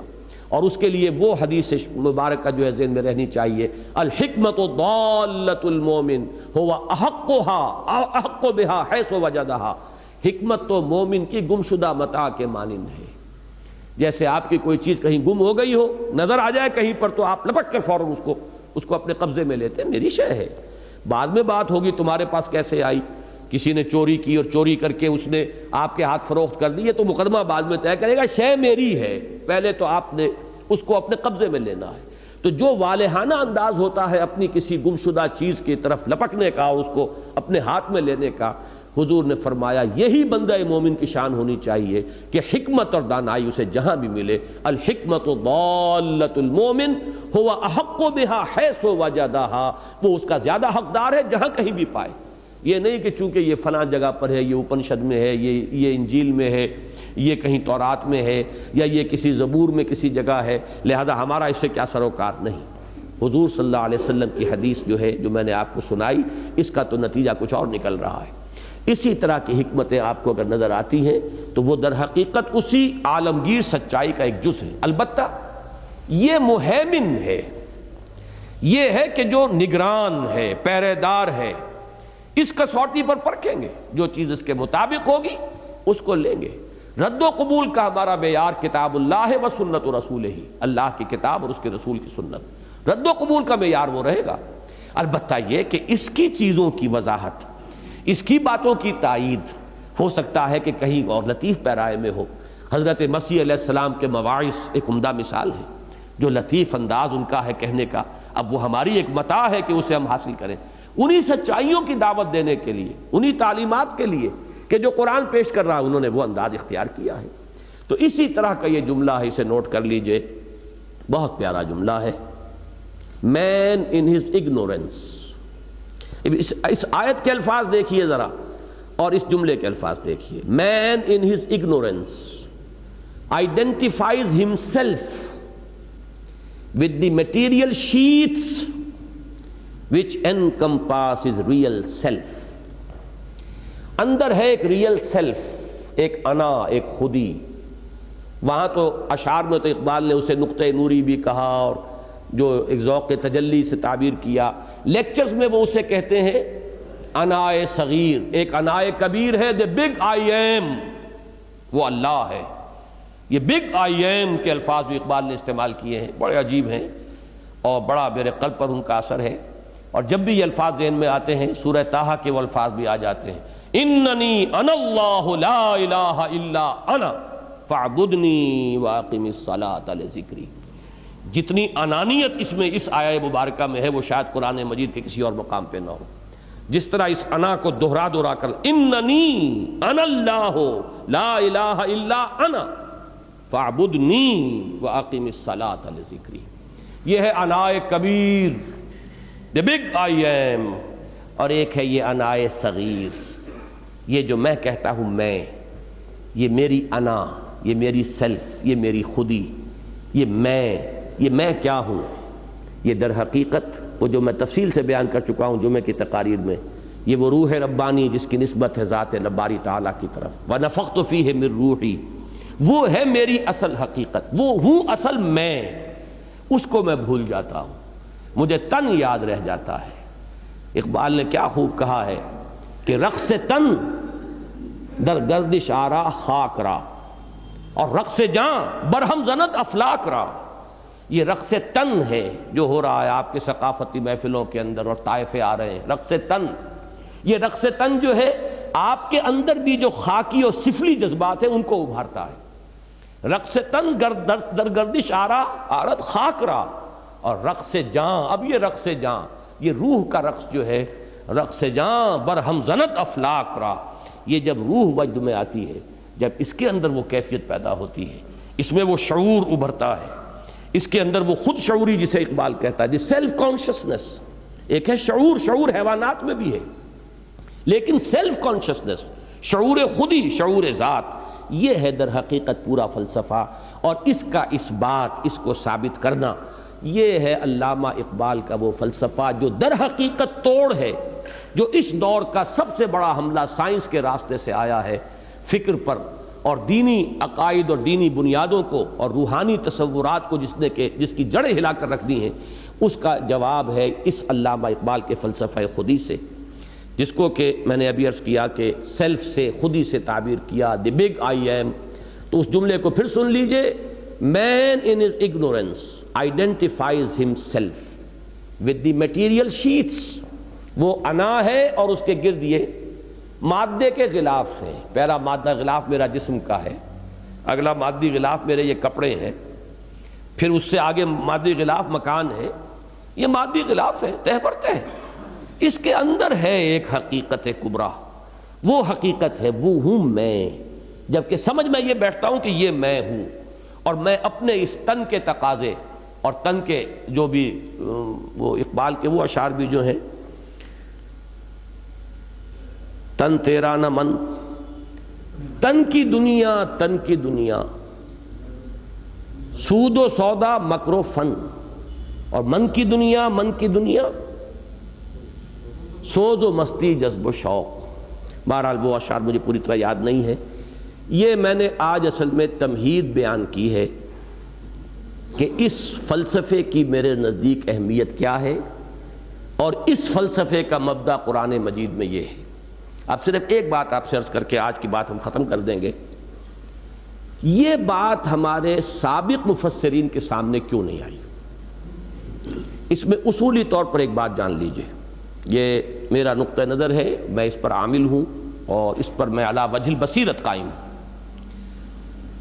دین کے معاملے میں جہاں تک عمل کا تعلق ہے، احکام کا تعلق ہے، ہمیں پیچھے سے پیچھے جانا چاہیے، یہاں تک کہ محمد الرسول اللہ صلی اللہ علیہ وسلم تک. اس لیے کہ دین کا عملی پہلو جو ہے اس کا منبع اور سرچشمہ قرآن مجید اور پھر سنت رسول صلی اللہ علیہ وسلم، اور سنت رسول سے آگے ما انا علیہ و اصحابی، جس پر میرا عمل ہے اور میرے اصحاب کا، صحابہ کا ہے. اس کے بعد تابعین، تبع تابعین، جتنا پیچھے جا سکتے ہو اتنا پیچھے جائیے. اس میں آگے جانے کا کوئی امکان نہیں ہے عمل کے معاملے میں. جتنا پیچھے، وہ اقبال کا شعر یاد آیا، اخلاص عمل مانگ نیاگان کہن سے، شاہاں چے عجب گر بنوازند گدارا. یہ عمل کا اخلاص بھی ملے گا تو وہاں سے، اسلاف سے، اور صحیح کھرا عمل جس میں کوئی کھوٹ شامل نہ ہو. میرے نزدیک فقہا، یہ ہمارے ہاں اصطلاح استعمال ہوتی ہے فقہائے متقدمین اور فقہائے متاخرین. ہماری اس وقت جو فقہ چل رہی ہے وہ اکثر و بیشتر متاخرین کے فتاویٰ پر ہے. یہ سب جو فتاویٰ عالمگیری ہیں اور دوسرے فتاویٰ ہیں یہ متاخرین علماء کے فتاویٰ ہیں. متقدمین کی بہت سی باتوں کو رد کر دیا گیا. کیوں رد کر دیا گیا؟ حالات خراب سے خراب تر ہوتے چلے گئے اور حالات کے تقاضوں کے مطابق پھر راستے نکالے گئے. یہ لا آف نیسیسٹی جس کو آج آپ تسلیم کرتے ہیں کہ اگر ملک میں مارشل لا آ گیا، فوج نے قبضہ کر لیا تو بیچارہ کیا کرے گا سپریم کورٹ کا جج بیٹھ کر؟ اس کے تو وہی 2 ہاتھ ہیں اور 2 پاؤں ہیں، وہ کان پکڑ کر فوج کو نکال نہیں سکتا. لہذا کہیں نہ کہیں سے لا آف نیسیسٹی کے تحت جواز دے گا. جواز دینے کے سوا کوئی چارہ کاری نہیں. زمینداری کو جواز دیا گیا یا اور چیزوں کو جواز دیے گئے، وہ جوازات ہیں بعد کے دیے ہوئے. در حقیقت فقہ میں بھی متقدمین کی طرف جائیے، جتنا پیچھے سے پیچھے جا سکتے ہو اتنا ہی پیور ملے گا آپ کو پانی. کوئی منبع اور کوئی کہیں سے چشمہ پھوٹ رہا ہے، جہاں سے وہ پھوٹ رہا ہے پہاڑ سے، وہاں جائیے تو جو صاف شفاف پانی ملے گا. بعد میں تو ظاہر بات ہے گدلا ہو جائے گا، کچھ نہ کچھ اس میں آس پاس کا کوئی ریت ویت جو ہے وہ شامل ہوگی، لیکن جہاں وہ پہاڑ سے چٹان سے وہ ٹپک رہا ہے اور وہاں سے نکل رہا ہے وہ ہے انتہائی صاف اور شفاف. تو عمل کے معاملے میں اس اعتبار سے یوں سمجھ لیجئے کہ میں سخت ترین وہابی ہوں. جتنا پیچھے جا سکتے ہو چلے جاؤ، لیکن حکمت، فلسفہ، اس میں آپ کو آگے سے آگے جانا ہوگا. وجہ کیا ہے کہ حکمت اور فلسفے کے لیے اس وقت جب کہ قرآن نازل ہوا، ہمارے جو اولین مخاطبین تھے ان کے پاس معلومات جو ہیں دنیا کے بارے میں، معلومات فزیکل سائنسز کے مختلف گوشوں سے متعلق معلومات کا ذخیرہ بہت کم تھا. اس کم ذخیرے کے تحت قرآن مجید کو سمجھا گیا. جیسے جیسے حالات بدلے مزید معلومات ایک ہے نظریات کو چھوڑ دیجئے، جو اسٹیبلش فیکٹس ہیں، جو ویریفائبل فیکٹس ہیں، جو ویریفائی کیے گئے ہیں. جب انسان کو یہ معلوم نہیں تھا کہ زمین گول ہے، اس وقت اگر فرض کیجئے قرآن مجید کی ایک آیت کی کوئی تعبیر کی گئی، اور جس وقت کہ انسان کو یہ معلوم نہیں تھا کہ ہر شے جو ہے وہ اپنے مدار میں تیر رہی ہے، کل فی فلک یسبحون، اس کا جو مفہوم اس وقت واضح نہیں ہو سکا جتنا کہ آج واضح ہو سکتا ہے. تو جیسے جیسے یہ معلومات بڑھ رہی ہیں مختلف فزیکل سائنسز کے میدان میں، جتنا مواد جمع ہو رہا ہے، آپ کو ان سب کو انکارپوریٹ کرنا ہوگا اس حکمت میں کہ جو آپ اس دور میں پیش کرنا چاہتے ہیں. اسلامی عقائد کے فنڈامنٹلز کو برقرار رکھتے ہوئے اس حکمت کو انکارپوریٹ کرنا لازم ہے. نہیں کریں گے تو اپنے پاؤں پر کلہاڑی ماریں گے. پھر وہ تھاٹ جو ہے، وہ تھاٹ اس دور میں قابل قبول نہیں ہوگا، اس دور کے اذہان کے اندر اترے گا ہی نہیں. یہ ہے اصل میں وہ ضرورت جس کی وجہ سے میں نے کہا تھا اس دور میں جو مذہبی فکر ہمیں درکار ہے. فکر، علم نہیں. علم تو وہی ہے جو وہاں سے ملے گا. اس لفظ کے کیا معنی ہے، یہ حدیث صحیح ہے کہ نہیں ہے، اس کے راویوں کا کیا معاملہ ہے، یہ کہاں سے ہم لے آئیں گے؟ تو وہیں سے لیں گے. یہ تو کون سے ملے گا ہمیں. لیکن جو فکر کا معاملہ ہے اس میں ارتقاء کو جاری رکھنا بہت ضروری ہے۔ اور علامہ اقبال کی ریکنسٹرکشن اگر ان دنوں میں آپ جا کر اٹھائیں تو اس کا جو پریمبل ہے، مقدمہ، اسی میں یہ ہے کہ ہمارا اصل کام یہ ہے کہ ہم فکر انسانی کے ارتقاء کا طالب علمانہ مطالعہ کرتے رہیں اور غور و فکر کو جاری رکھیں۔ اور ہو سکتا ہے کہ جو خیالات میں نے اس کتاب میں ظاہر کیے ہیں وقت گزرنے کے ساتھ اس سے بہتر اور مور ساؤنڈ خیالات ظاہر کیے جائیں۔ ہمارا کام یہ ہے کہ طالب علمانہ انداز میں غور و فکر کے عمل کو جاری رکھیں۔ تو یہ بات میں نے بنیادی طور پر بتائی۔ اب ظاہر بات ہے جب قرآن نازل ہوا اور ہمارے اکثر مفسرین اس وقت تک اگرچہ جیسا کہ میں نے عرض کیا کچھ نہ کچھ نظریہ ارتقاء کے جراثیم آ چکے تھے، ابن مسکوے کے ہاں ہے، مولانا روم کے ہاں ہے، لیکن اس سب کے باوجود ایک بات ذہن میں قائم رہی ہے، انسان کا ایک خاص مقام، انسان کی ایک خاص حیثیت، روح انسانی کا ایک خاص رتبہ، انسان کا مسجود ملائک ہونا، انسان کا وحی کا محبت بننا، وہی خداوندی کو ریسیو کرنا، یہ ساری چیزیں مقام انسانیت جو ہے وہ کبھی تھریٹن نہیں ہوا، جس طریقے سے کہ آج آ کر تھریٹن ہوا ہے کہ حیوانیت کی آلٹر پر آ کر آپ نے انسانیت کو قربان کر دیا۔ اب نری انسان حیوانیت کی حیوانیت رہ گئی ہے، انسانیت کا کوئی شرف اور کوئی اس کا اعلیٰ رتبہ جو ہے وہ باقی نہیں رہا۔ آج کے دور میں اب تلاش کرنا پڑے گا، نگاہیں جو ہیں خوب گہرائی میں اتار کر قرآن مجید سے حقیقت انسان کو کھود کر نکالنا ہوگا، جس کی کہ اس وقت چندہ ضرورت نہیں تھی۔ ایک چیز جو ویسے ہی حاصل ہے، اس کو کہتے ہیں منطق میں تحصیل حاصل، یہ پہلے ہی سے لوگوں کے ذہنوں میں موجود ہے، کوئی اشکالات اس کے بارے میں ہے ہی نہیں۔ لہذا جہاں اس کا تریاق تھا اس غلط فلسفے کا جو آج پیدا ہو رہا ہے، اس وقت ان کی نگاہ اس کے اوپر نہیں جم سکتی تھی۔ یہ ہے در حقیقت وہ وجہ کہ جس کی بنا پر اس آیہ مبارکہ کا مطلب یہی لیا گیا صرف کہ وَلَا تَكُونُوا كَالَّذِينَ نَسُوا اللَّهَ فَأَنسَاهُمْ أَنفُسَهُمْ، کہ اس کے معنی یہ ہے ان لوگوں کے مانند نہ ہو جانا جنہوں نے اللہ کو بھلا دیا تو اللہ نے انہیں اپنے حقیقی نفع و نقصان سے بے خبر کر دیا۔ اب انہیں یہ یاد نہیں رہا ہے کہ میرا اصل نفع آخرت کا نفع ہے، اصل نقصان آخرت کا نقصان ہے۔ یہ مفہوم بھی درست ہے، غلط ہم اسے نہیں کہہ رہے، بلکہ یہ کہ جیسا کہ میں نے عرض کیا نگینے کی طریقے سے یہ مفہوم جڑا ہوا ہے۔ آیت سابقہ اور آیت لاحقہ جو بعد میں آ رہی ہے اس کے ساتھ، اس کے درمیان میں کہ وَلَا تَكُونُوا كَالَّذِينَ نَسُوا اللَّهَ فَأَنسَاهُمْ أَنفُسَهُمْ أُولَٰئِكَ هُمُ الْفَاسِقُونَ لَا يَسْتَوِي أَصْحَابُ النَّارِ وَأَصْحَابُ الْجَنَّةِ أَصْحَابُ الْجَنَّةِ هُمُ الْفَائِزُونَ۔ اس اعتبار سے میں نے اس مفہوم کو غلط نہیں کہا، صحیح ہے، اور وہ بالکل اس سیاق و سباق میں بھی فٹ ہے، لیکن یہیں پر گہرائی میں ذرا یہاں پر نظر جما دیجئے، مائکروسکوپ کو فوکس کر دیجئے، غور و فکر کیجئے تو بالکل اس انداز میں وہ واقعہ جو مشہور ہے کہ امام شافعی رحمہ اللہ نے 300 مرتبہ قرآن کو پڑھا۔ وہ اجماع جو ہے اس کے لیے قرآن مجید سے دلیل چاہتے تھے کہ قانون اسلامی کا منبع اول قرآن حکیم، منبع ثانی حدیث رسول سنت رسول، منبع ثالث قیاس، منبع رابع اجماع۔ اجماع کے لیے کوئی دلیل قرآن سے، کہتے 300 مرتبہ قرآن پڑھا ہے، انہیں کوئی دلیل نہیں ملی۔